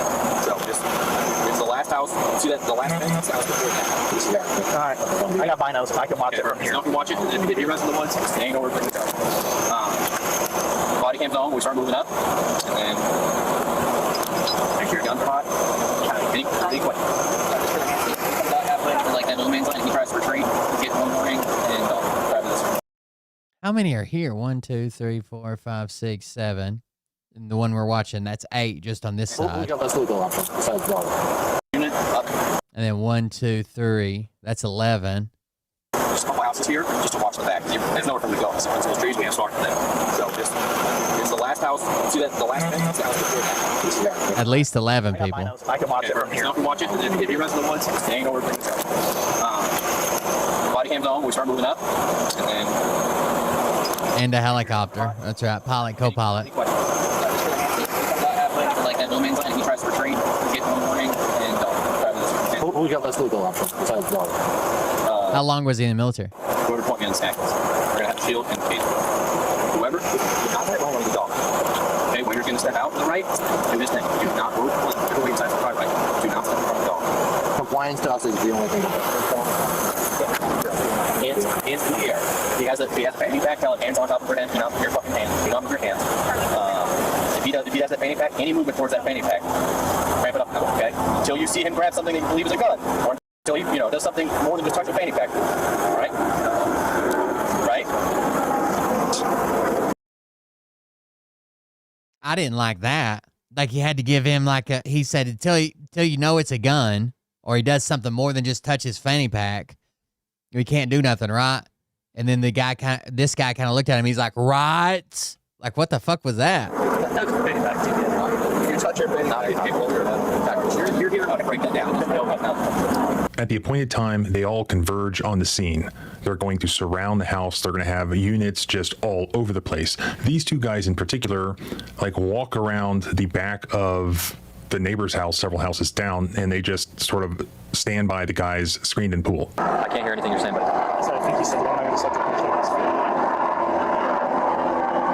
Other officers, rifles in hand, then begin converging on the house, coming from both directions. Apparently, they had just called Mr. Guy's 71 years old. Martinez on the phone and told him to come outside. So he does come outside, and that's when they see him and he sees them. Put your hands up! Hands up! Do now! Hands up! Hey, hold by the tree. Hey, put your hands up! Hey, hold! Hey, get online! As far as I can tell, his hands are up. As soon as they say it, he puts his hands up. Hey, everybody hold. Wager's got it. Walk to me now. Wager, you have command. Walk to me. Face away from me. Hey, Put your hands up. 12. Hands up. Stop. Face away from me. Let's just take a second to absorb this situation. Here, a police officer is pointing a rifle equipped with a suppressor at this man in his front yard at a time when this man is not under arrest. There is no warrant to arrest this man. There is no search warrant for his home. There is no active emergency that is occurring on this man's property or in the vicinity. This is a man who, at this very moment, is just wanted for questioning. Not wanted because he's under arrest. Yet he walks out of his home and he is staring down the barrel of... I can't believe those other cops are fucking bragging about this being the dog's first bite on somebody. Suppressor-equipped rifle, and multiple police officers equipped in all of their coolest tactical garb are shouting orders at him. Now, you tell me as you watch this, does Mr. Martinez comply with the orders that he's actually given? Get on the ground. Get on the ground now. Get on the ground. Get on the ground. You're gonna get bit. Get on the ground. They shouted him to get on the ground. It looks like that's what he's doing.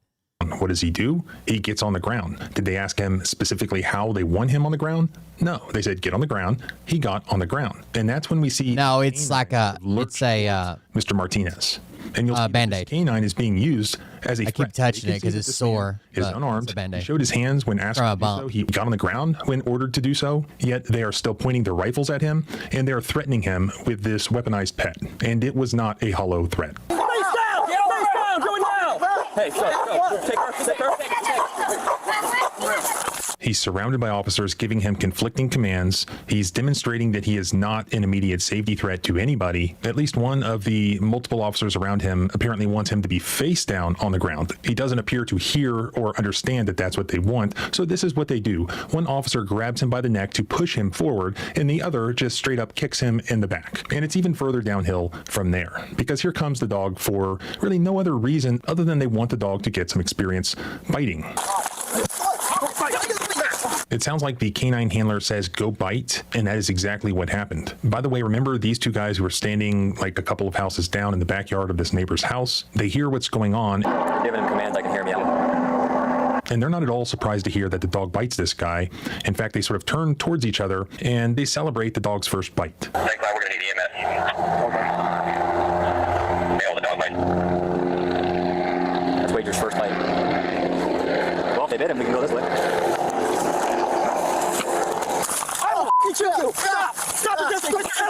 Let's just take a moment here to really appreciate what the St. Cloud police here are doing and sort of simultaneously telling this man to stop resisting. And it sounds like they're telling him to get his head off of his gun. Stop resisting! Get your head off my gun! Get your head off my gun! While one Get your head off my gun, and the dog's actively biting him. You can't. It's incredibly hard to follow commands while you're being bit by a dog. One huge cop off to the right has a hold of the guy's leg. The dog viciously has a hold of the guy's arm, and one of the cops is just basically like poking the guy with the suppressor on his AR. If only he would stop resisting, am I right? Stop resisting! Stop resisting! Stop resisting! Okay. Stop resisting! Okay. Stop resisting! He's coming on. All right. All right. He's coming on. I'm going on. Take the female. Take the female.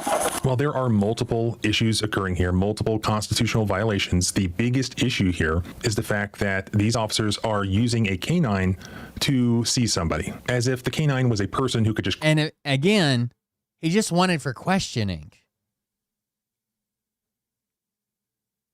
Grab onto somebody and seize them or arrest them, as opposed to itself being a violent use of... Like, they haven't proven anything other than two extremely drunk guys said he pulled a gun. Force that injures somebody seriously. Let's look more closely at the application of the canine here from the point of view of the canine handler. You can see in the body cam that the canine was put on Mr. Martinez just as a means to effect seizure and not in response to any obvious visible safety threat. Get on the ground now. Get on the ground. Get on the ground. You're gonna get bit. Get on the ground.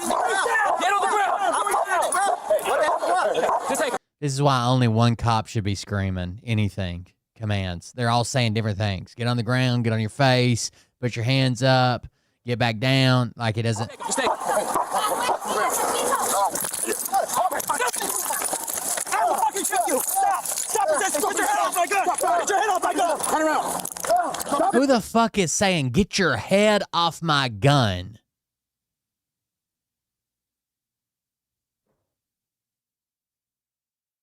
Stop pressing your head up against my gun. I'm trying to threaten you. Stop resisting. Stop resisting. Stop resisting. Stop resisting. It's coming on. So even looking at what's happened from the context of the body cam of the dog handler himself, it appears that using the dog was completely unnecessary, even just as a means to take this man into custody. There was absolutely no reason for it to occur. Any suspicion that the guy may have been armed is no longer there. There are at least 2 other police officers hands-on with this 70-something-year-old guy. Florida is in the 11th Federal Circuit. There's a case from 2012, Edwards versus Shanley, which discusses the use of a canine in this context and similar fact patterns.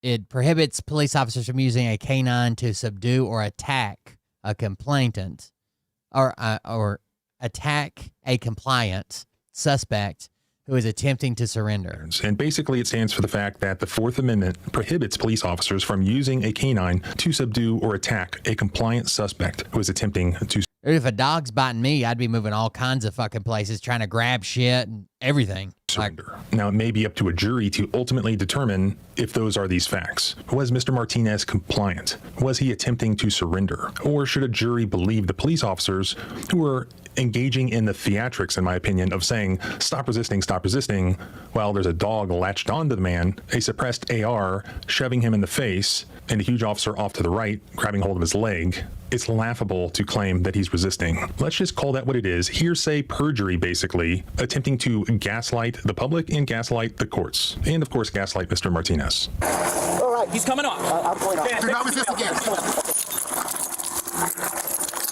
and he just about put the dog on Mr. Martinez a second time, even though he's absolutely covered with cops, like a fire anthill on a Florida playground. The cops are swarming on top of him. The only person in danger is Mr. Martinez. And this officer, the canine handler, he's so pumped up after his first bite, he's ready to do it again pretty much immediately. Good buddy. Good boy. Hey, you're gonna get it again. You're gonna get it again. Stop fighting. You're gonna get it again. You can't do that. You can't fucking put a dog on when 4 cops are laying on top of it. Holy fuck.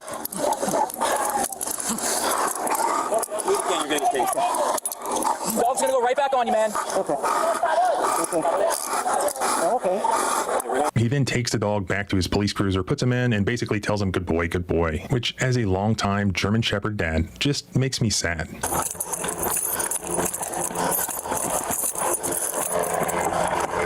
Are you okay? Hey, good job. Way to do your job. Way to do your job. And once they have him in custody, which he wasn't supposed to be. I can't believe they got a helicopter there, too. Remember? On the ground in his own front yard, embarrassed in front of... He's in a retirement community, for Christ's sakes. Friends and family and neighbors. What did the cops say? Well, we just wanted to talk to you. Wait, what? I told you to come outside. I told you guys we're here. Okay, right. So all I needed you to do was come outside and comply like you were with me. I complied. Okay. You got me rifles and everything. Right. Why? No, he hear me. Okay. You guys are very good. I hear you. And I defend myself. Right. I'll have to see what partner. I'm the reason you defend a freaking Palestinian mother. Right. That's what it is. The reason we're here is because someone was hit in the head with a gun. No. Right. And then you didn't call the police. That's why we're here to get your side of the story. I want to show you guys. We're here to get your side of the story. I bet.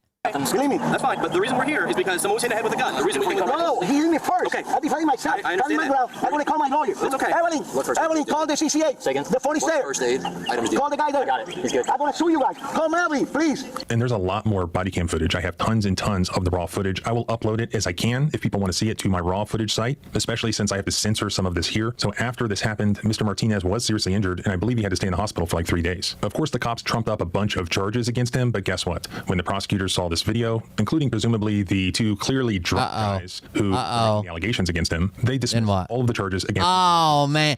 So all he ended up with, no charges, nothing. He just ends up with a fucking scar from the dog bite. He hired a civil rights lawyer, Daniel Faraday, out of Titusville, Florida. He has now filed a federal civil rights lawsuit. He's also the same lawyer who is representing the veteran family who was invaded by the Seminole County Sheriff's Office that I did a couple of videos ago. So check out that as well. I did have a phone conversation with Dan Faraday, and this is what he had to say about this incident. They started off as doing a normal, reasonable investigation into a possible, crime, and all they had to do was continue to do a reasonable, normal police investigation by contacting the one person that they had not gotten a statement from yet, the person who, of course, like this literally could have been like just a cop and his partner knock on the door and say, "Hey, you may have a second to talk to us. We had this report that we just need your side of the story," kind of deal, right? They treated it like it was a fucking hostage situation or something. That was crazy. Was the victim and who was defending himself, at least that's what the courts certainly determined, or the prosecutors determined when they dismissed the case, and that was get a statement from Mr. Martinez. That could have been by a telephone call, inviting him to come down to the police station, or to set an arranged time to get a statement from him, or just take a statement from him, a recorded statement from him over the phone with his permission, and then decide if you had enough information to get a judge to issue a warrant for his arrest. That would have been the normal way to complete this criminal investigation. Instead, they got out all the toys that apparently had been sitting in the barracks, in the St. Cloud Police Department back room, unused, and they got all of their toys out and decided they were going to do a SWAT assault on a residential lakeside home. When you look at the video, you can see what kind of neighborhood this is. This is not a crack house that has guns pointing out the windows. To be clear, they did not have an arrest warrant or a search warrant when they showed up. No, they didn't. What they did was they lured him out of the house by calling him on the phone and telling him they needed, that they were outside. I'm outside. Can you come out and talk to me about what happened at the restaurant today? And he did. And you can see he still has his phone in his hand when he walks out of his door and on over to his driveway, as if he had either just hung up or might have even still been on the phone looking for whoever wanted to talk to him and ask him questions about what happened there. And instead, he's got, I don't know how many long rifles pointed at him from every direction. They surrounded. They sent 2 guys back to behind his house. Like, what was he going to do? Run out the back door and swim away in the lake? I mean, the whole thing was so over the top, and all these big bruisers of cops were all over the place, pointing semi-automatic rifles at him when he walks out his door, and then they start screaming at him. And of course, he's like, "Oh, what are you going to shoot me? Yeah, I'm in my own yard. Are you going to shoot me now?" The cop that had the dog, and again, don't know what the dog was even doing there, but as they're approaching and as they are screaming at him, orders, they're not asking him any questions. He's not under arrest. They're just screaming at him. So there we have it. This was the St. Cloud Police Department, and if you back them after watching insane, dude. Man, I'd just like to know in a comment, what's your reasoning? Because there was a bar fight and somebody hit somebody with a gun. He was lawfully entitled to be armed with a firearm at the time that this happened. He was lawfully entitled to use that firearm if necessary in self-defense, especially if he's getting attacked by 2 drunk guys. I don't know that that's what happened, and I haven't seen any footage as to who was the aggressor, who was not the aggressor, or whether they were all at fault, but I do know that all of the charges were dropped. And I also do know that the police did not go and take these allegations before a neutral judge and have them evaluated for probable cause before basically sending in the SWAT team over this guy. That's what should have happened. This was not a consensual encounter.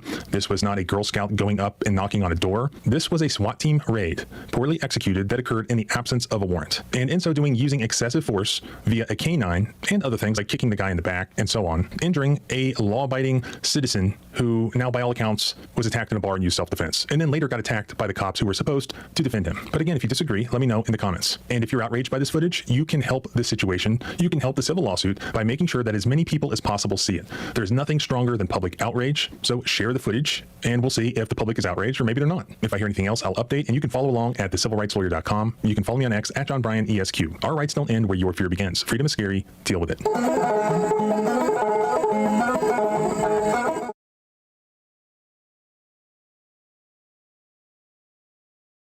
How fucking insane. And then I watched this one by myself. I don't think I showed this on the stream, but it's pretty good.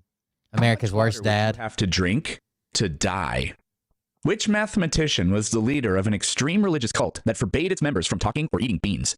How did an episode of Friends create one of the most widely believed medical myths? The answers to these questions and hundreds more can be found in my new book, Facts That Aren't True. Link in the description. I discovered this YouTube channel on TikTok, actually. That's where I see a lot of their clips. And essentially the premise of it is the son and daughter are liberal, progressive type people. I actually don't know their politics very much. That's just the impression I get. And they talk to mom and dad, who couldn't be more different. Mom and dad are they should go into a museum. They are the epitome of Fox News brainwashed, MAGA cult, evangelical brainwashed cult psychos I've ever seen. Mom's nowhere close to as bad as dad. Dad is just, I cannot be thankful enough that nobody in my life is even remotely like him. My question to you is, have you both ever, in any of this Trump shit, thought to yourselves even for a second, wait a minute, maybe I am being tricked here. Maybe our kids are right. No. Never. No. Not for one fucking second. But it's because you're never wrong. You guys are never wrong. No. Yes. I'm fighting for our freedom. You're talking about Trump. You never. So if you buy a pistol, you have never, our freedom. In my 44 years of life, you have never acknowledged a moment that you were wrong. Yeah, with Trump or otherwise, Dad, that's for sure. Ever. I'm talking about Trump. You just glitched out. I couldn't hear what you said. Trump's never been wrong. What did Haley say? She said in her 44 years of life, Dad, you have never acknowledged being wrong ever. And that is not just with Trump. That's literally with everything. There you go. We have the separation of church and state, and Greg Abbott has no right to make my kids look at the 10 Commandments in school every day, but here we are. Then you need to move. Dad, what is your reaction to this political assassination? So they're talking about the Florida lawmaker and their spouse that were murdered and the attempted murder of the other. He's just getting started. You think this guy's going to kill more people? No, I think more people like him are going to start popping up, killing more people. And you're smiling about that. Not Florida, right? He said Florida lawmaker. Well, they got it coming. Who has it coming? There's Democrats. For what? Well, what do you mean? Even mom is like, what is wrong with you? For what? For running our country. What about Minnesota, I think. Sanctuary cities. But what about their spouses? Who's from a sanctuary city? The very white lawmaker in Minnesota that was assassinated is from like, what did that mean? Is from a sanctuary city, or because it happened in, I don't remember where in Minnesota it happened. That place is a sanctuary city, therefore they deserved it. And their children. They're tainted too. Okay, they don't have it coming. But the guy, oh God, they don't have it coming. We know this. I don't know what he's talking about. Yeah, The shooter, more's coming. the shooter was a Democrat. We know this. No, That's just so unbelievably not true. no, that's not. The shooter, more's coming. the shooter was a Democrat. We know this. No. You know, that's How do you know not that's not publicly in a lot of spots. I had to research it. Wait. Where Did are you you research researching it that? from Elon Musk or something? No, in 2019, he was appointed by Tim Walz. Tim Walz appointed him to the. He was appointed years earlier by the previous governor. His appointment position or whatever was just renewed by Walz. They go in and then they just, if there isn't a party switch, like at the governor level, this happens with presidents too. A lot of people that the incoming administration or whatever you want to call it, they don't know any of them. They just say, okay, well, sure, you're still on the payroll or whatever. He didn't know the guy, like, in any capacity. As we've been taught that you can trust police, you can trust the uniform and all this shit, and now people can just at will go buy Whose fault is that? can buy fake uniforms, pretend that they're ICE, pretend that they're cops, come into your home, assault you, kill you. Like, this is a very dangerous kind of line. Welcome to Civil War. You guys are finally getting the picture. Why do you want a civil war, Dad? Clean up the mess. So I will see more of this, but the guy is just overtaken by hate. And it's just literally people that look different and think different than me or whatever are just wrong in any means necessary to get rid of him. He can't articulate or defend anything. He doesn't have any principled positions on anything. He just talks in sentence fragments. All of his beliefs are sentence fragments. What mess? What are you talking about? These people that got shot, they're a mess. No, they were not a mess. They're a mess. They were part of our government. Tim Walz, if they're in bed with that fucking fool, they're a mess. But do you think, you're saying clean up the mess, do you think America is in a less or more messy place now that we've had an assassination take place? It's less. They watch Newsmax. You're going to think about sticking your big mouth out there right now. And then Facebook, right? So a lot of people like these people have like Newsmax playing in the background, and they might watch like Trump when he's on there, and maybe like one or two interviews that they really want to see, but most of it's just like background noise while they're on Facebook looking at memes. Okay? I just saw one today that was great. If you follow the Hodge twins on Facebook, which I do, here's the news you would have taken away from this post today.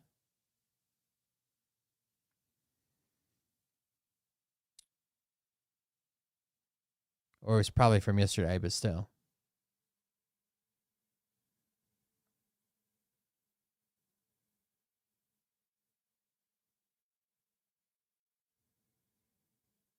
You can't get news from fucking memes. And I see people that watch this show sometimes. They mostly watch for the Burt stuff, but I see them commenting on memes as if it was true. And every time I see it, I'm like, well, that would be interesting if any of this was true. It's a fucking meme, dude. None of this is true. Right? It's got a spin on it to make it seem like it implies something else, but it just isn't fucking true.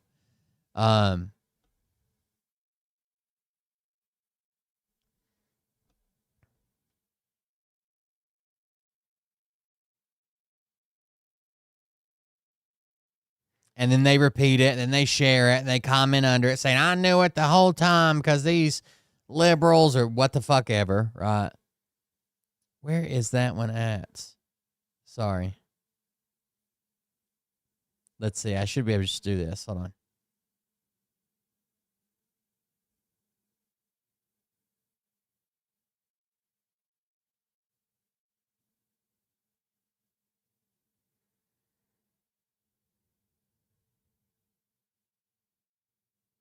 Former Capitol Police officer Shauna Ray Kirchhoff has been identified by a full forensic match as the January 6 pipe bomber. Media is silent.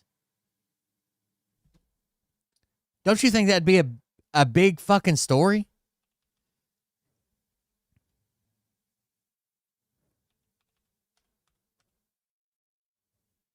That they finally found the January 6 fucking pipe bomber that everybody's been talking about, but we're getting it from a meme. It's got her picture. It was shared originally by Terrence Williams, the crazy guy that thinks 1 + 1 = 3 or whatever. And it was published by Blaze. Now let me read. We'll go back to this video because it's good. It says on November 8th, 2025, yesterday, the Blaze published an explosive claim. They had identified the January 6th pipe. So no official government entity or a law enforcement entity has done this, right? The Blaze cracked the case. They had identified the January 6th pipe bomber as Shauna Ray Kirchhoff, a former Capitol Police officer now working for the CIA. So, and it's a CIA person. Wow. The story spread like wildfire across right-wing media and social platforms with breathless declarations that this was proof of a massive government conspiracy. There's just one problem. First of all, if it was a massive government conspiracy, Trump was the president at the time. Second of all, there's just one problem. The story doesn't hold up to any scrutiny. The Blaze report centers on, I'm not making this up. The Blaze report centers on forensic gate analysis. What does that mean? They're using a camera and a forensic model to check how the person walks. So they didn't identify her by some type of DNA or an admission of guilt or a video camera or geolocation or tracking or a witness. The way the person in the video walks, they're trying to say with 100% certainty, I'm sorry, wait just a second, 94 to 98% certainty that it was this former Capitol Police officer. Now, there's nothing wrong with forensic gait analysis, but do you think ever in the history of the universe that forensic gait analysis alone has been used to prove somebody did something?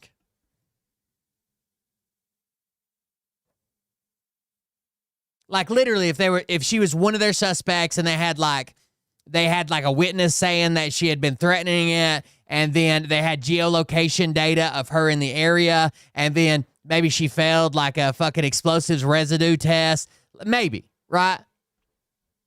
Not with just that. Are y'all fucking stupid? According to their investigation, a software algorithm, AI, produced a 94 to 98% match between Kirchhoff's gait and that of the pipe bomb suspect captured on video. Several unnamed intelligence sources allegedly confirmed their findings. So in their story, they said, we talked to many unnamed intelligence sources who said, yep, that's her. But here's what's missing. Any official confirmation whatsoever from the FBI, the Capitol Police, the Department of Justice, they all declined to comment. Ed Martin, who is a DOJ special attorney, had to come out and explicitly make a statement that the DOJ has not identified Kirchhoff or any other person as a suspect, directly contradicting any suggestion that government officials had confirmed the identification. This is a critical detail. The Blaze's story implies that multiple government sources validated their findings, but Martin's denial undercuts that narrative entirely. If the DOJ, the agency responsible for prosecuting January 6 cases, says they haven't identified this person as a suspect or anybody else, what does that tell us about the strength of the Blaze's evidence? Gait analysis can be a useful forensic tool, but it's far from foolproof. The American Bar Association, every lawyer in the United States, notes that whilst gait analysis can be compelling corroborating evidence, it works best when combined with other forms of identification. In this case, the Blaze is asking us to accept a single person's interpretation of video footage. Footage that, according to their own reporting, may have been manipulated by the FBI to reduce the frame rates. Think about that for the moment. The Blaze claims the FBI altered the video evidence, making it harder to analyze, but they also claim that their analysts was able to achieve a 94 to 98% match using the same compromised footage. Which is it? Is the footage reliable enough for identification, or has it been tampered with to the point where it's useless? It can't be both. Moreover, the analyst who performed this work remains anonymous. He's not even stepping forward and saying, I'm the one who did it. We don't know their credentials, their methodology, or whether their findings have been peer-reviewed by anybody. We're simply told that Several current intelligence sources viewed the results and agreed. But we don't know who these sources are or what their expertise is or whether they have any agenda in promoting this story. What's particularly troubling is how quickly this unverified story spread through right-wing media ecosystems. Within hours of the Blaze's publication, the claim was being repeated as fact across social media, with users declaring that the FBI, CIA led the coup and have been exposed. Conservative outlets amplify this, and Trump is going to be repeating it within a day or two, if he's not already on Truth Social repeating it right now, because he's a fucking retard. Remember when it came out that 200 and some FBI agents responded to the January 6th riot, and he immediately came out and said, hey, they had all these agents that started the riot.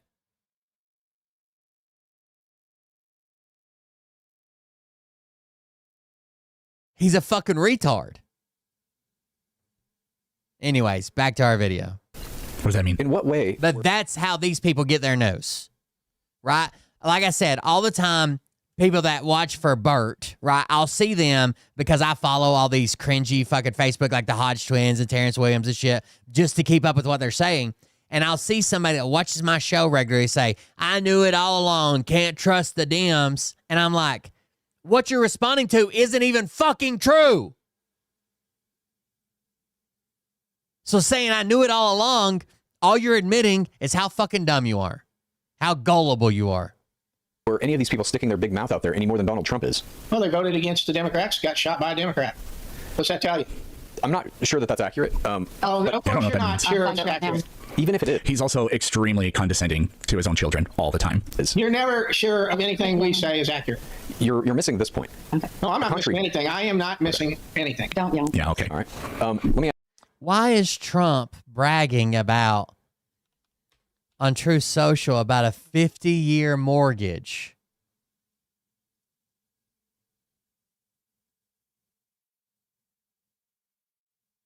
Housing director confirms administration is working on a 50-year mortgage after Trump hint. Maybe the length of the mortgage and paying 4.5 times the interest for a 50-year mortgage isn't the fucking problem, guys. Maybe it's the cost of housing. Just because my payment gets lower doesn't fix the fucking issue. What the fuck?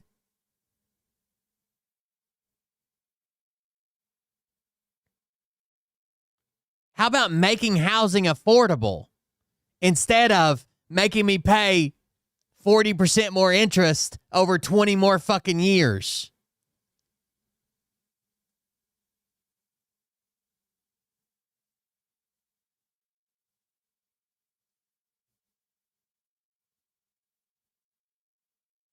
It's going to have people living well beyond their means. Like you couldn't afford this whatever house that you couldn't afford it before on a 30-year mortgage, but now you can at a 50. It's just going to have Jesus fucking Christ. Let me ask you this, Mom. Why is he this dumb? You two are about to, you're getting your full face right in it now, and it's going to continue, and it's going to get worse. But you seem to take some pleasure in this, and you're even now suggesting that Haley I'm and taking pleasure in the fact that the mess is going to finally get cleaned up. But you seem to be wanting me and Haley to directly be affected by this in some way. Well, you are, and you're too stupid to know it. And you're taking some kind of pleasure in that, it seems like. As well. The fact that you're dumb about it, yes. How can they talk to him? Mom? Be at your front door, and then you'll wake up. Mom, you seem to have a different opinion about all this. Right, so when he wants his kids to die as liberals. When they confronted their mom about like, well, we consider ourselves liberals, we don't want to die, she says something like, well, that's why we want you to switch to our side. So it's fine if you die as liberals, but we at least the mom would prefer, the dad's fine with them dying as lefties, but the mom is like, well, if you die as lefties, that's fine, but I'd rather you just come join us so you don't have to die. They come to kill you, then you'll wake up. And if you don't, then good riddance. And Dad, let me ask you this. Do you think Trump pardoning the January 6th rioters has anything to do with people feeling like they can get away with political violence? No, that's a whole different thing. No. Okay. You don't think that sets the tone a little bit, changes the climate for people who might be thinking about committing some act of political violence, and then they see the president pardons everybody who was involved in the biggest act of group political violence that we've seen in our lifetimes. You don't think that has any effect on a person's psychology? I don't think. Go ahead, Haley.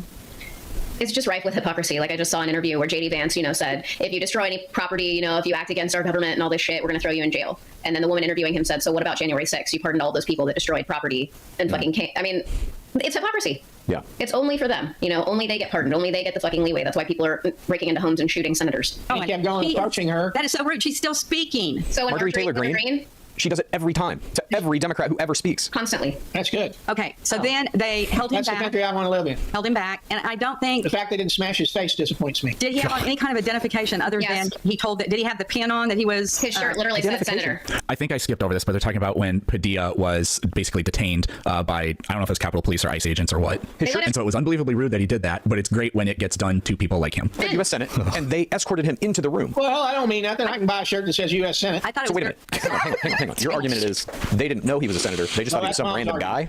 My argument is they knew he was a senator. In his own office, the building where he works. And they didn't beat him up enough. So you want a version of the United States where senators who are doing their job, his job is to ask. Yes, it is. No, His it's job. It literally is. He's on the it's committee not. that oversees immigration. He's supposed to represent his constituents. That's his job. Correct. And his constituents want him to question these just thug ICE raids. His constituents. He's a California senator. His constituents. No, hang on a minute. Stop doing that. Stop. So his constituents wanted him to rush the head of DHS. He didn't rush her. We all saw the video. And he got his ass busted.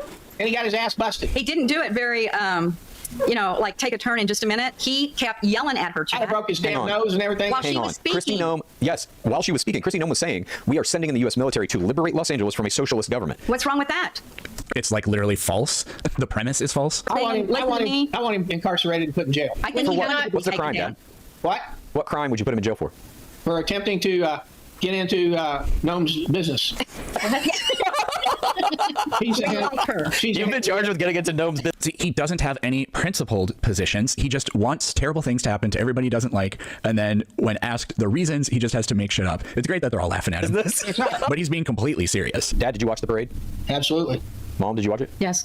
Did you see how the bleachers? Yeah, it's at a record high. It's only first-time home buyers is at 40. The average home buyer, if you don't take out first-time, is like in the 50s. But first-time home buyers, the average age is 40.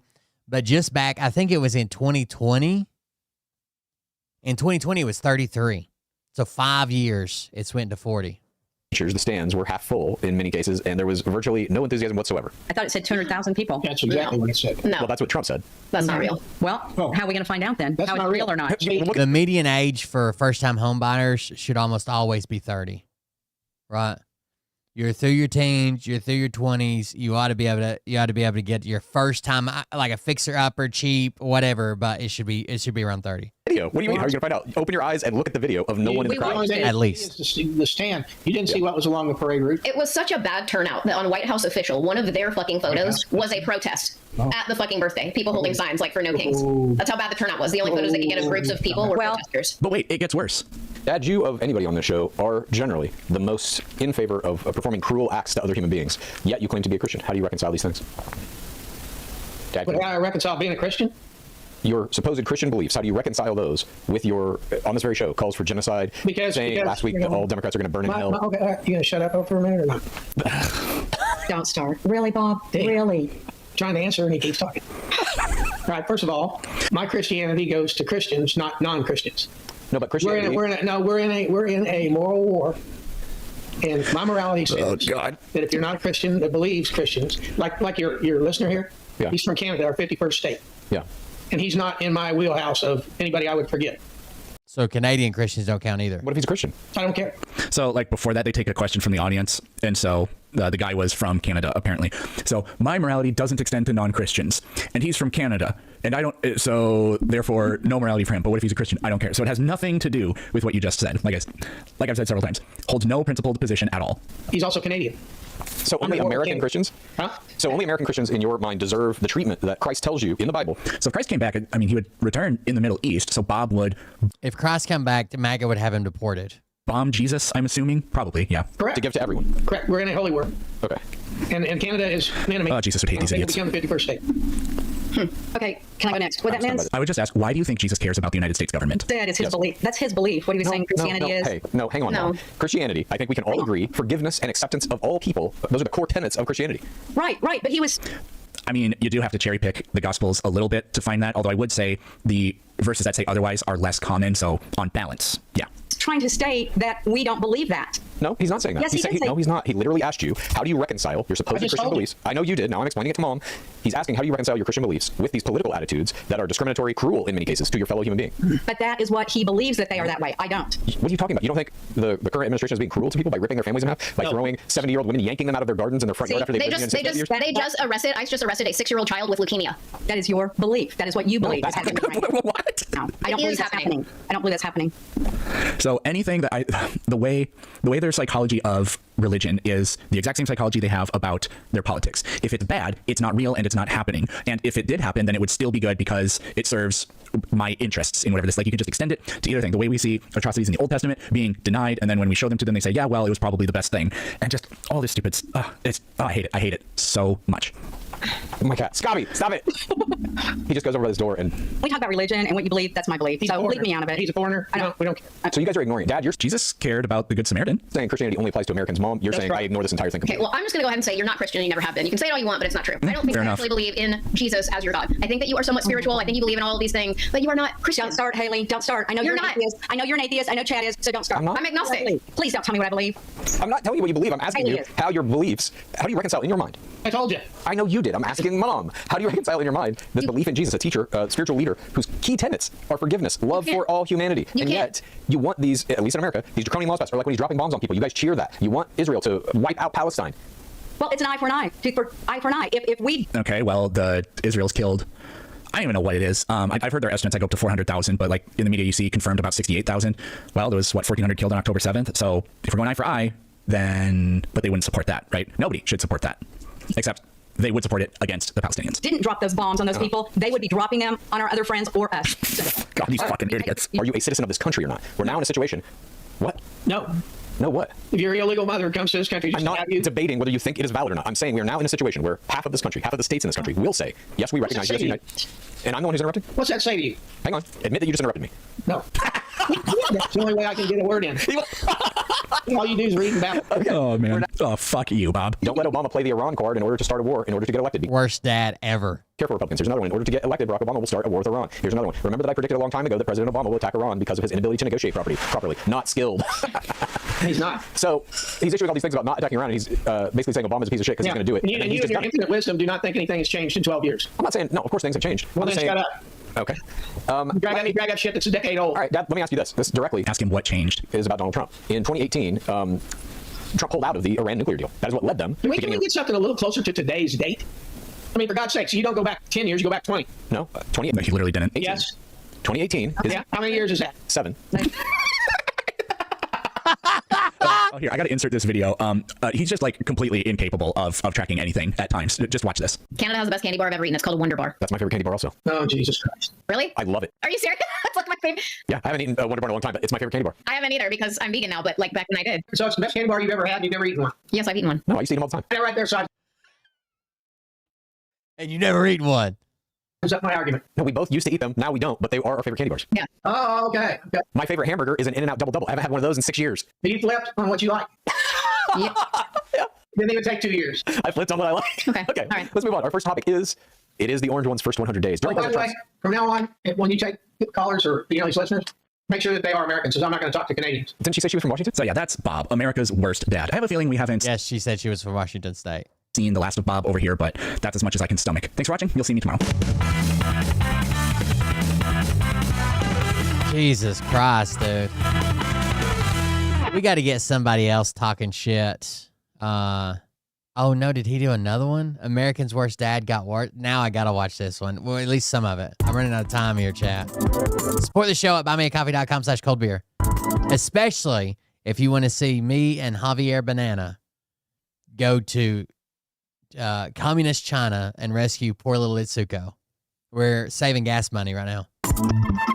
Bringing back 2 channel favorites, Bob, who everybody loves to hate, and Kitty Cam. Kitty Cat Peterson is back on the Kitty Cam. It's been a really long time since we've had Kitty Cam. Speaking of being around family members who you can't stand, Thanksgiving is coming up. Now, if your parents or that one weird uncle are the type of person that says the most brain-dead, idiotic stuff you can imagine, well, check out my book, Rational Answers to Stupid Questions, so you can be armed to handle all the misinformation that will certainly be coming your way this holiday season. I also debunk hundreds of other misinformation claims in my second book, Facts That Aren't True. Link in the description. So Bob and Mary Lou, adamant to prove that they are not in a cult, have dressed up like Donald Trump and Melania Trump for Halloween. If you don't know about Bob, just they post a lot of clips of their conversations with with Bob to like Instagram and TikTok, so you can get the quick snippets that really show you the psychology and psychopathy and the just complete empty-headedness of Bob. They get flooded with comments telling them to have Bob draw a clock, which apparently is a test for Alzheimer's because he really seems like he's not all there at all. Apparently, I don't know if they ever did it in the show, but I have seen them reply, we've had him do this before and he can perfectly draw a clock, so his mind is gone for other reasons. And to show you perhaps the perfect demonstration of the way Bob is and how Bob got to be the way Bob is, listen to this.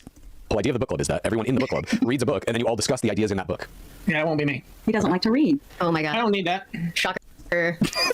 Wait, I haven't watched one of their videos in a long time. I watched just a couple minutes of this, but from what I see, the way Haley and Chad just roast them in this video, like I got the impression that before they would try to not really attack their parents' character, lack of class, their ignorance. But in this episode, from what I've seen, they really just don't have to say to your own parents, wow, yeah, shocker, when they tell you they don't read.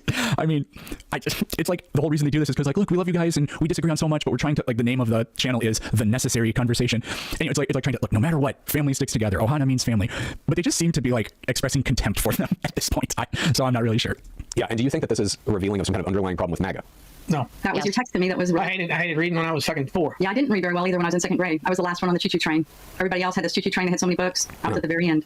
So I don't know why we weren't good readers. Talking about background. I've talked about this openly before, but I actually hated reading when I was a kid. I hated reading the stuff that they made us read, for school. Like in 5th grade, you had to read a book and do a report on it, and you can pick whatever book you wanted. And I don't know, I hated that. I had books as a kid, and if they were like nature books, animal books, science books, or whatever, I devoured those. But man, I really hated reading in school. And even even through middle school and high school, I don't know if I read hardly any of the required stuff.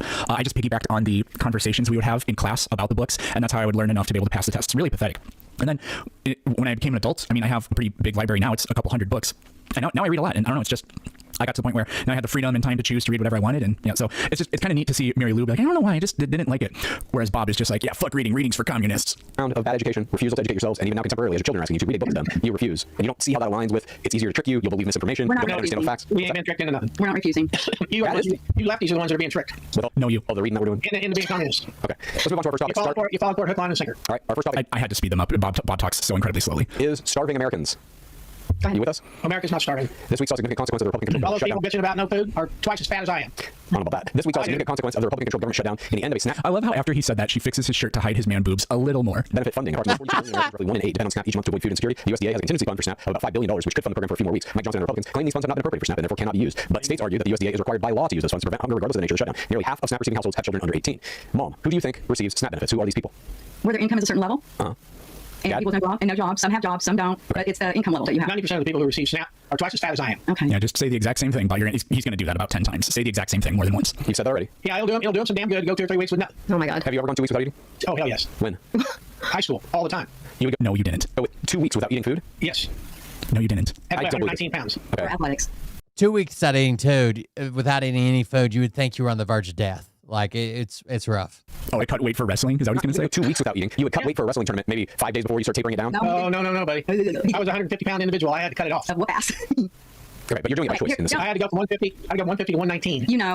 So he absolutely did not eat for 2 weeks. But Chad's making the important point that you chose to do that. We do not like people starving. You know this, and it's sad that this has happened. Hang on, Mom, hang on. Dad literally just said we'll do them some good to starve. Also, you give zero shits about all the people starving in Gaza. In fact, you cheer that on, so it's not true. One of those goddamn 20-pound butt cheeks. Do children stand to lose 20 pounds? Do elderly stand to lose 20 pounds? Hey, other than you, Dad. Half of them could, yeah. It's odd that something Bob is saying requires a nuanced reply, but there is an actual phenomena that you can be severely malnourished and overweight, and that's because the cheapest foods are extremely calorie dense, but they're just carbohydrates, so they're not nutrient. Yes. And yeah, a lot of people are at the same time overweight and malnourished. And there is, this is where you could try to reach across the aisle to somebody on the right and talk about the fact like, hey, like the FDA or whatever decides what qualifies for SNAP, and they're just in bed with the big agricultural companies, and so it's like, hey, grow all this corn and other grains to create junk food, and that's how we're basically subsidizing you through welfare to grow all these crops that really aren't all that great, but it creates all this junk food that people can buy on SNAP. So it's sort of like it's a little bit like plugging the power strip into itself. You could totally, right wingers, they claim to care about the swamp and corruption. You could talk about that. You could make a Maha argument for that, and then ask, okay, what are any of you proposing we do about it, other than just having people not be able to eat, because that is their only right. Their argument is either they're not allowed to have any junk food or just kick people off. Bob said the solution is let them starve. It'll do them some good. People I've seen on Snap are fat as shit. Okay. He's just seeing the propaganda that's out there that's being posted all over. But did you not get that one clip? What is he looking at? I wanted to show. This lady said, don't. I'll play the clip. But I'm going to ask you a couple more questions first. I want to ask you a couple more questions first. One, does the government have an obligation to feed Americans? No. Yes, that's what the clip says. When you rely 100% on our government to feed you. Nobody's relying 100%. Nobody relies 100% on the nobody. The only people that rely 100% on the government to feed them are people in prison, and some kids in school. It's not very many, but there are some kids in some schools where like literally the only time they eat is when they go to school. That's a really small number, but it does happen. But no, nobody's life is 100% subsidized by the government, except people in prison. And Elon Musk, because his entire net worth is all in contracts and subsidies. I realize that most people on Snap have fucking jobs, right? It's just that corporate doesn't keep up. You know, the minimum wage. The minimum That's wage. a lefty misnomer. The minimum wage. So hopeless. Misnomer. $7.25. Yeah, not some of. Yeah, there isn't a single state in the entire country where you can afford the average apartment on minimum wage. There isn't a single one. You have to work more than, well, sorry, I should qualify that. There isn't a single state in the country where you can afford the average apartment working full time on minimum wage. So yeah, we have this problem in this country where the social contract is supposed to be if you work full time, you do all that you should be obligated to do, because people have to do something other than, are supposed to do things other than work. Like raise a family. That's a big, have families and be able to raise them and be invested in them and spend time with them. Oh, what about being a trad family where only one person, probably the husband, works and the mom stays at home, right? That's the conservative idea, right? It doesn't work anywhere. Nowhere in this country can you do that. So depending on which state you're talking about, making minimum wage and getting the average 1-bedroom apartment, you'd have to work between 97 and 116 hours per week. 97 to 116 hours a week. So the Republican ideal dream, it doesn't exist. It can't exist anywhere in this country. And so yes, unfortunately we have welfare because the American dream doesn't exist. And all conservatives do is just blame the people that work but can't achieve the American dream because it's impossible and literally unaffordable. Well, then some have 2 jobs, some have 3 jobs in their snap. That's the absurdity. Minimum wage, you ought to be able to afford a minimum lifestyle, right? You shouldn't be able to splurge, I understand that, but you ought to be able to feed yourself and support yourself and pay your rent. This fucking country. You can work a full-time job and you still live on the SNAP benefit. I got the stat here. That's fucking bullshit. My own fucking liberal communist fucking daughter who's just as fat as I am. I bet your mother was having an affair, because there ain't no goddamn fucking way that some liberal fucking communist dumbass could have come out of my nutsack. Your mom was banging the communist milkman. I fucking guarantee it. Nearly 60% of SNAP households have one milk. That's over half. All right. Do you agree But with this? when you rely on our government 100% to feed your family, you're in It's trouble. not 100%. That's what you're not understanding. This is a supplemental. You're not understanding. I There are people out there who... Yeah, Bob. Literally just said, this started out with them saying, the majority of people that get SNAP have no jobs. The fact is, the majority have at least one job. And then Bob says, that's what you're not understanding. depend on the government 100%. No, they don't, right? It's not made to cover. So they do it by the income you make and by how many people are in the household. But they still expect you to spend 20 to 50% of your income also on groceries. Kitty Cat, why did it say that? Kitty, why did it say that? I'm going to stop saying chat, what is it doing? And I'm just going to start saying, Kitty Cat, what is it doing? Okay, so you do not care that. Yelling in my ear. So Dad, you don't care that people are starving because of starting this weekend? Some of them need to. That's rude. I don't agree. Okay, well, I do care. And if anybody's listening and you live in my area, we are collecting non-perishables through November 9th for, it's an organization that reached out to me called Paw Casso. They do shit with dogs and animals. Anyway, bring your canned goods, bring non-perishables to Hive Bakery through November 9th. The important thing is what Haley is talking about is in accordance with the scriptures. More of a Christian than these two are. And if you remember from I've only done one video on these psychopaths, but Bob invokes that we're in a holy war against the Democrats. So they also accost their own children about being atheists, and they say they're not. They're agnostic, but they're not full-blown atheists. We're going to take it to the North Texas Food Bank. You know what? Just wait till Tuesday, because the 6 Democrats better get voting the correct way and save our government. Our government needs. Why do they need to get it right when you just advocated for people not eating because it would be good for them? I don't understand. The hilarious thing about the shutdown, if I had the opportunity to ask Donald Trump, this would be the most perfect thing ever. Because This is Planet Peterson. I follow him a lot on TikTok. I just now subscribe to his YouTube. Trump he has such a fragile ego, and this would just be the greatest. I would say to him, why is it that you are completely powerless to stop the shutdown? And that would piss him off so much. Well, I could shut it. Oh, well, okay, then approve the healthcare, so extend the healthcare subsidies. No, I'm not doing that. It's like, oh, how is it that the Democrats are in complete control? How is it that they have total control over the government? And even though you have a supermajority, a mega supermajority, because they have a Supreme Court majority too, how is it that you are utterly powerless? Why is it that the Democrats hold? It's like states just gave up on changing the minimum wage, right?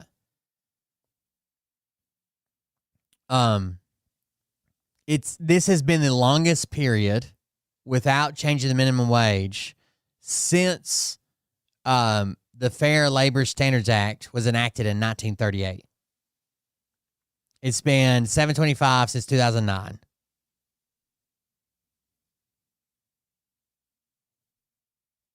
When it was five whatever, it went up. It went up like each year a little bit till it got to $7.25 in the States. All the power. That would be the ultimate troll job, and that would hurt his ego so much he probably would go to the negotiating table if you put it to him that way. He either has to admit that he's completely powerless, which he won't do, or he'll have to admit, yeah, I could stop it at any time, but I absolutely will not allow Congress to extend these subsidies. And my kitty has left my lap, and I will never emotionally recover from this. Needs to get back to running. What they're trying to do, Go ahead. what they're trying to do is turn this country into a democracy, i.e. communism. Hang on a minute.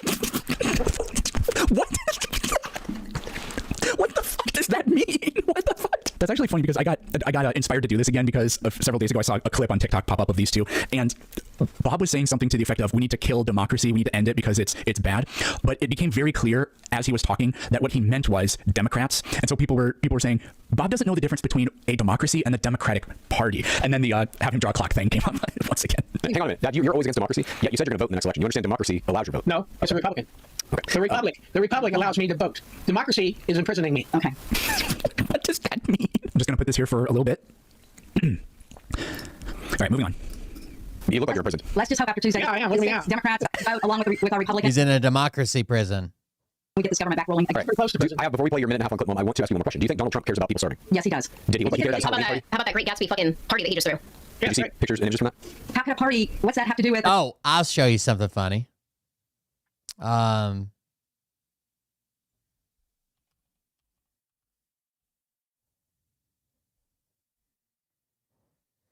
Here's some of my local maggots. Not this person's profile. This person's awesome, Stephanie Sherwood. But all right, so it says disgusting, and it shows Donald Trump. A person is having a fucking seizure, a medical emergency. Maybe they didn't even know it was a seizure at the time.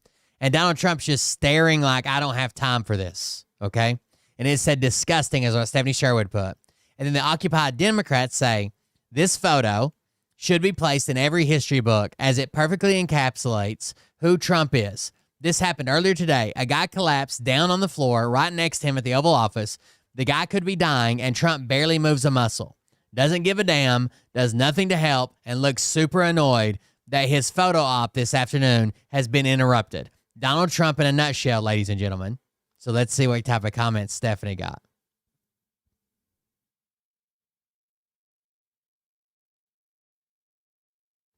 I loathe this man with every fiber and cell in my body.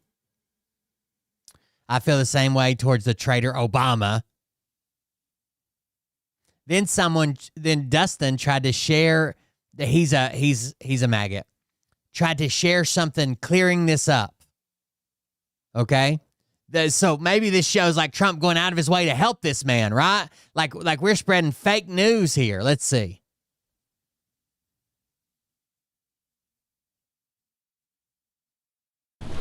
Gordon, you okay? So what can clear this up? Oh, yep. Trump looks at him. I retract everything. I take it all back. Trump looked at him. Press, we're going. Thank you, press. Cameras, we're done. Cameras. And creating high value. Like, what the fuck does this clear up? How the fuck does this make Trump look any better? That he stood or that he stared at him? Jobs. But today we... Oh, you okay? Gordon, you okay? RFK dips the fuck out. He's gone. Press out. Press, we're going. Thank you, press. Thanks for clearing that up. He's a subhuman piece of shit. Even the World News reported it differently. Haters get a grip. Please share. I can't imagine how this can be spun. Trump is a wannabe dictator. He is currently defying a court order and withholding food from his own people. He has created a Gestapo to terrorize both immigrants and citizens. He has used the presidency to fill his own pockets and those of his billionaire friends. There's the fact that he is a rapist and a pedophile. At this point, anyone who supports him is suffering severely from limited mental capacity or just plain evil. I don't believe in hell. I didn't believe in hell until recently. I think it may be getting created just for him. Pictures and videos don't lie. There is nothing to report. Just watch the video and look at the picture. They show everything that needs to be known. Just admit you're wrong to support him. It's okay. You can do it. We won't judge you. Ever wondered why the Germans didn't do more to stop Hitler? That's exactly what the rest of the world is asking about Americans and Trump. I am not supporting him. I am a legal permanent resident, not even allowed to vote. And yes, in times of AI pictures and videos can and do lie. In this case, the picture was the same, just the story was changed. And then they share this. It's still him just fucking staring at a guy on the ground. Like, it depends how you spin the story.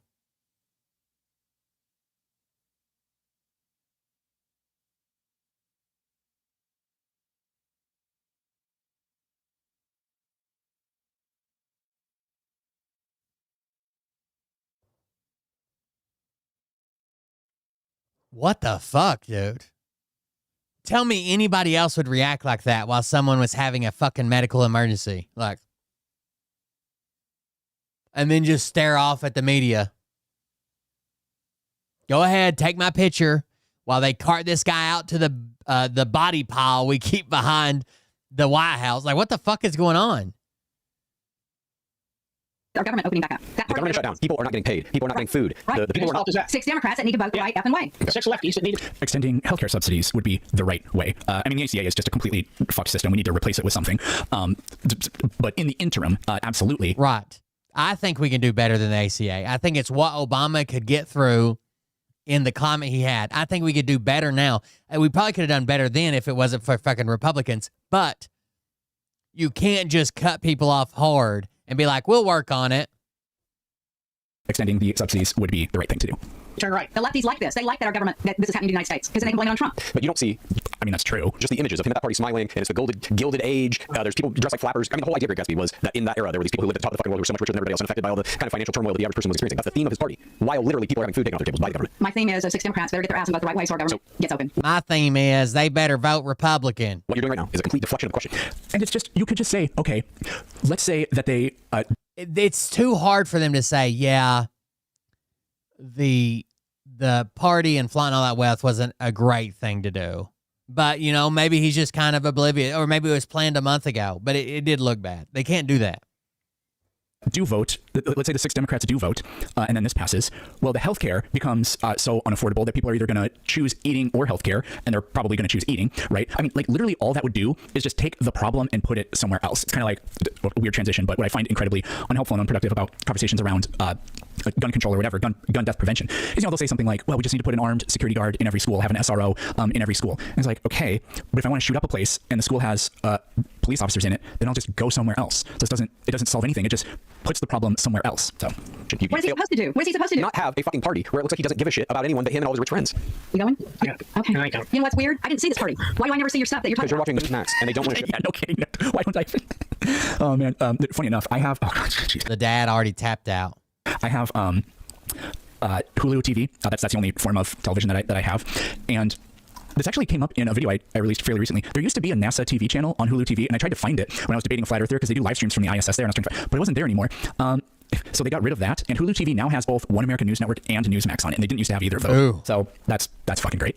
Show you anything to break your idea that Donald Trump is Jesus Christ. Right, so he's throwing parties. Meanwhile, AOC is delivering literal fucking food in trucks, like trucks full of food. AOC and Schumer are the reason this government is shut down, Haley. They're the most ignorant people on the planet. AOC and Schumer are the reason this government has shut down, and they don't give a crap. Okay. Let me tell you. AOC is not in the Senate, so that's completely false. Clip now, Mom. Here's this clip. This is to my. I didn't watch this. I just saw the thumbnail. This is just some random lady talking about it. Here we go. You're screaming like, oh my God, SNAP is ending and kids are going to go hungry. But the truth is, every single one of you has misguided anger.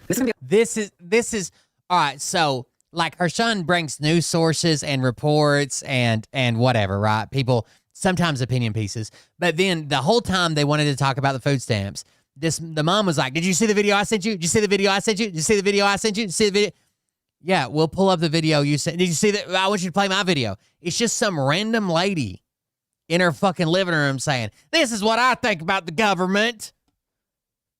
We have controversial takes, so before you come into my comments and rage, just know that I was a food stamp kid. We faced some really shady times in those early years, but my mother would have sold her soul to make sure that we have food to eat. If you're in a position where the government can completely remove your ability to provide food for you. I don't know how old this lady is. She doesn't look all that old. I'm not that old. I'm 34, right?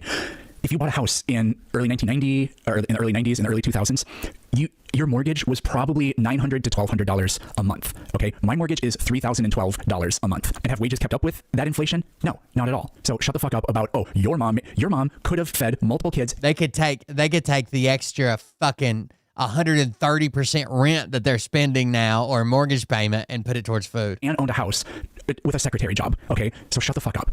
For yourself, you're too reliant on the government. That is nobody's fault but your own. The second book of Thessalonians tells us that if you don't... Nope. I'm not even going to watch this. You rely 100% on your government. If you don't work, you don't eat. So the Second Thessalonians says. Then you're in trouble because they can also take it away. And that is what is happening now. When the Democrats and Republicans won't get together to open our government, we have a huge problem.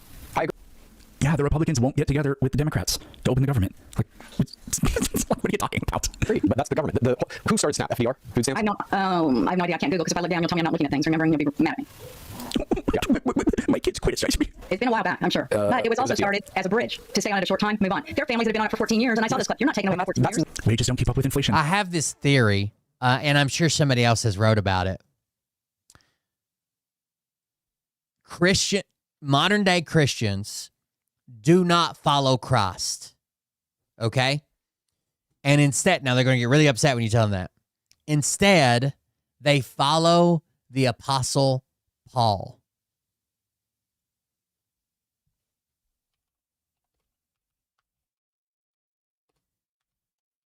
Almost everything they want to quote from the Bible to at poor people or gay people or whatever is either from the Old Testament, which Jesus Christ was the fulfillment of the New Testament, right? He changes the law that everybody lives under, right? He fulfills the law, and you're living under the new thing if you're truly a Christian, right? You're supposed to be following after Christ.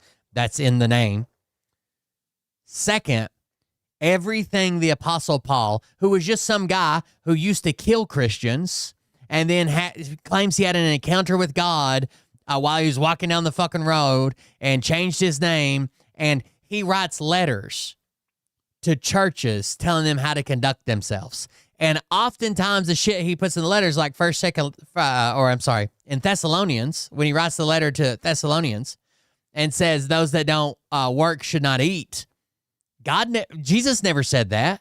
Jesus never fucking said that, right? Or when he talks about women's place in the church. Jesus never fucking said that, right? Jesus never said that.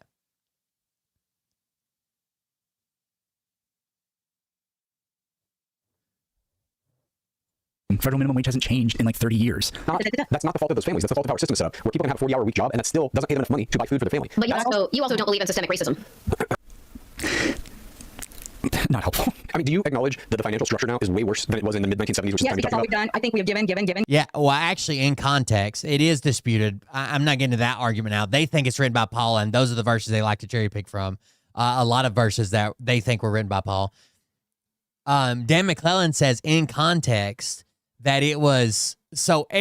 It's hard to get the Bible in context because at the time it was like this apocalyptic writing that was supposed to be in their lifetime. They thought Jesus was returning in their lifetime. They weren't writing it for the future. They weren't writing it for me and you. They thought Jesus was coming back in their lifetime. And at the time, there were people in the church that were quitting their job because they thought that it was the end of the world was imminent.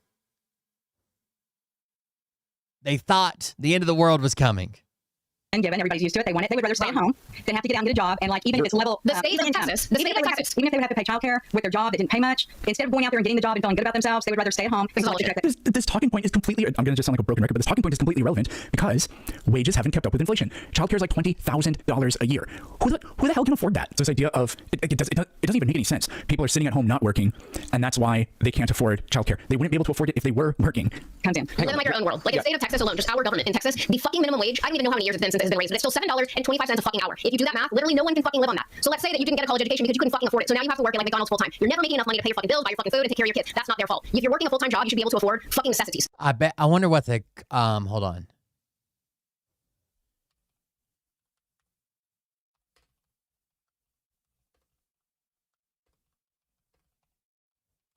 I want to see what the spike is, if there is one, in credit card debt. Right, so 725 times 40 times 4, it would be a little more than this because there aren't 28 days every month, but that's $1,160 a month. That's it. Uh-oh. Very, very small percentage of people actually make minimum wage. So it says only about 1.1% of people who are working. But let's say you make 3 times what the minimum wage is. That's $3,480 a month. Which is nothing. This will be fun. Let's just look at apartments. So as far as I know, South Dakota still has the lowest average real estate in the entire country. So what can you, and Watertown, that's... Non-housing debt in 2025 rose from about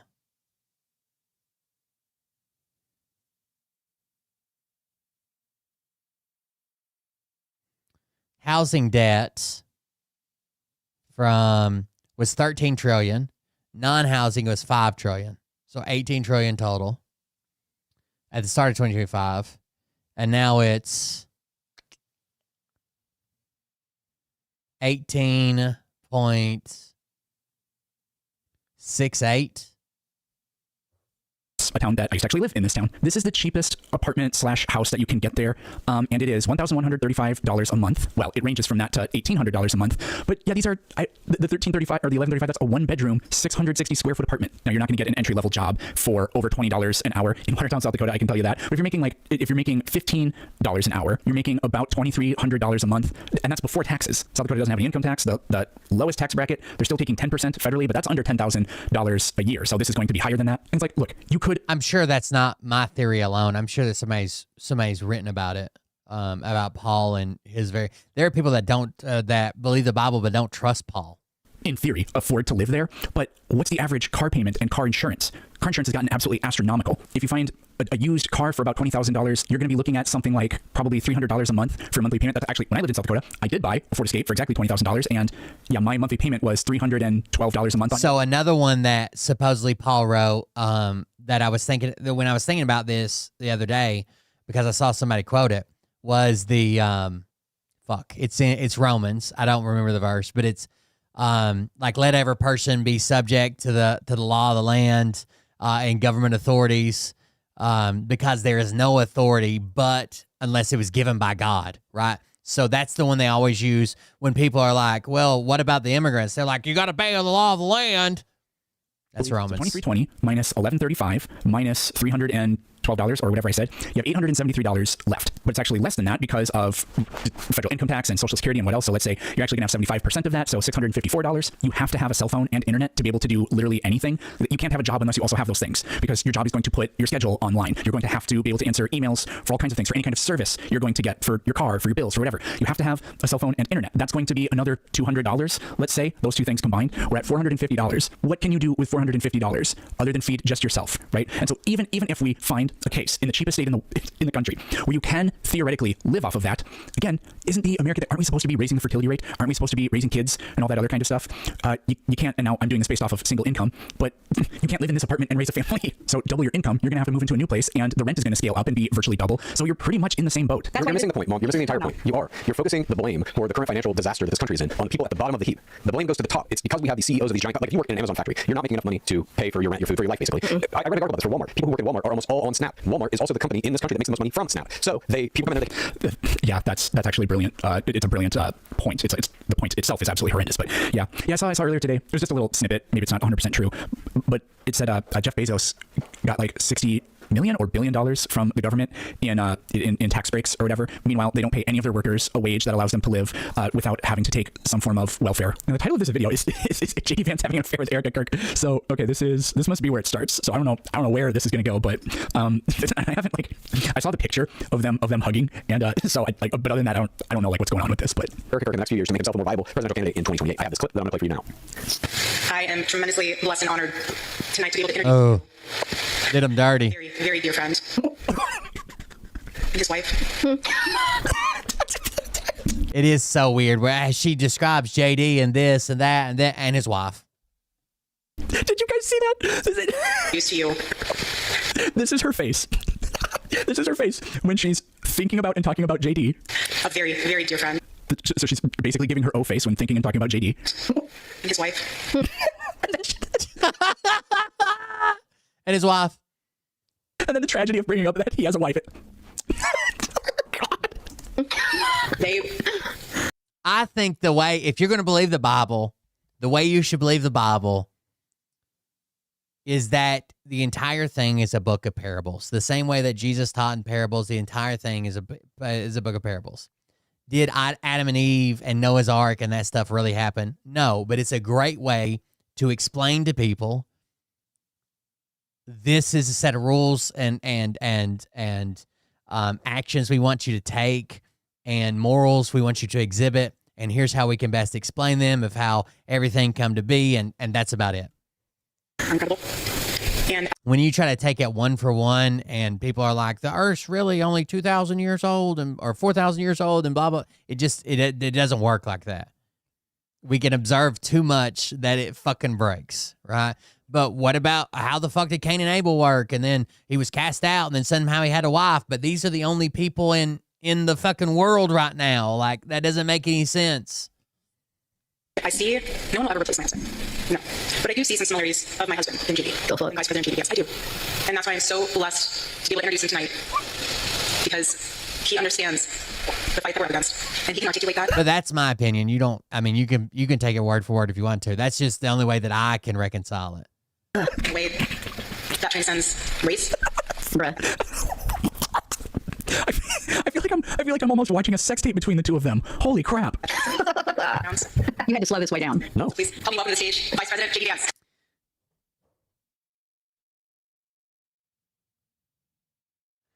I want to say, here's what I think. Now, maybe I'm crazy, right? Is Usha Hindu the way that MAGA Republicans are Christian, right? They're not. None of them are, right? They're Christian for show. Does she really have a deep belief in her religion, and it's something that's ingrained in her and something she lives by and something that she deeply believes? Because if not, I don't want to give away the plan here, but if not, the ultimate PR move, while everybody's talking about J.D. Vance leaving her for Charlie Kirk, is something happens in her life and suddenly she's like, I just couldn't deny that Jesus Christ is the Lord, and it came to me, and then she converts to become this Christian nationalist power couple and throw off all the left wing, and nobody gets to make fun of fucking Erica Kirk and all that shit anymore. But if she truly has those beliefs, then that's not something she'd be willing to do. But if she believes the same way that MAGA believes in Christianity, like it's just for show, then they could do a hell of a PR stunt.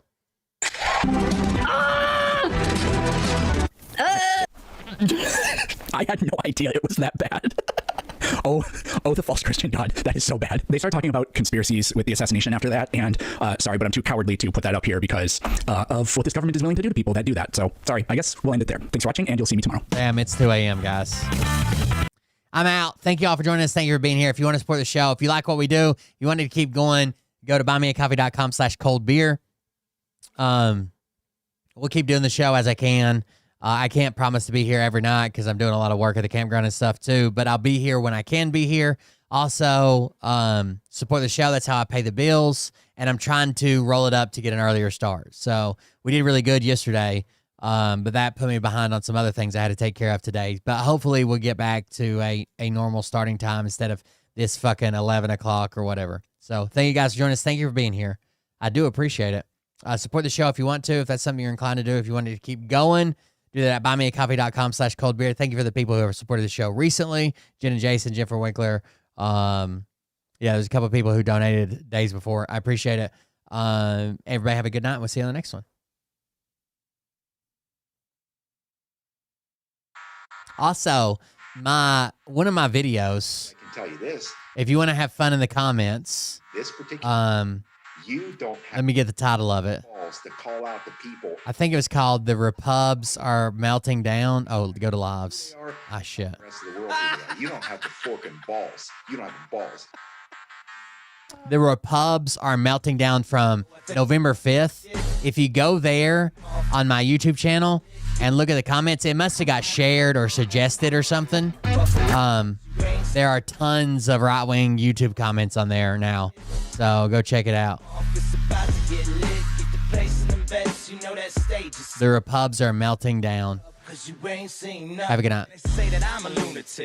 November 5th. Equipped with a quick wit and a 6th sense for the stupid shit. Where my true believer? Y'all need Jesus. Praise the Lord and head to the extreme. All these false fucking prophets who profit off of gossip. Worshipping drums, cocking, begging for a throat deposit. Swinging fucking meat hammers like four in a thong. He's strapped to the shaft, beating his chest like he's King Kong. Starving for attention, I'ma make your go. Yeah, she is still brown. That's a good point. I can quench that thirst. Baby eating lizard people, alien sex. What's next? Trump in a dress, fucking Flynn on his desk. A retard in a vest, climbing up 5G towers. Cause you told him if he did, he'd get fucking superpowers.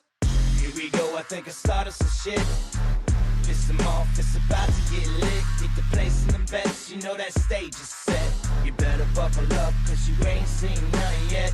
Here we go, I think I started some shit.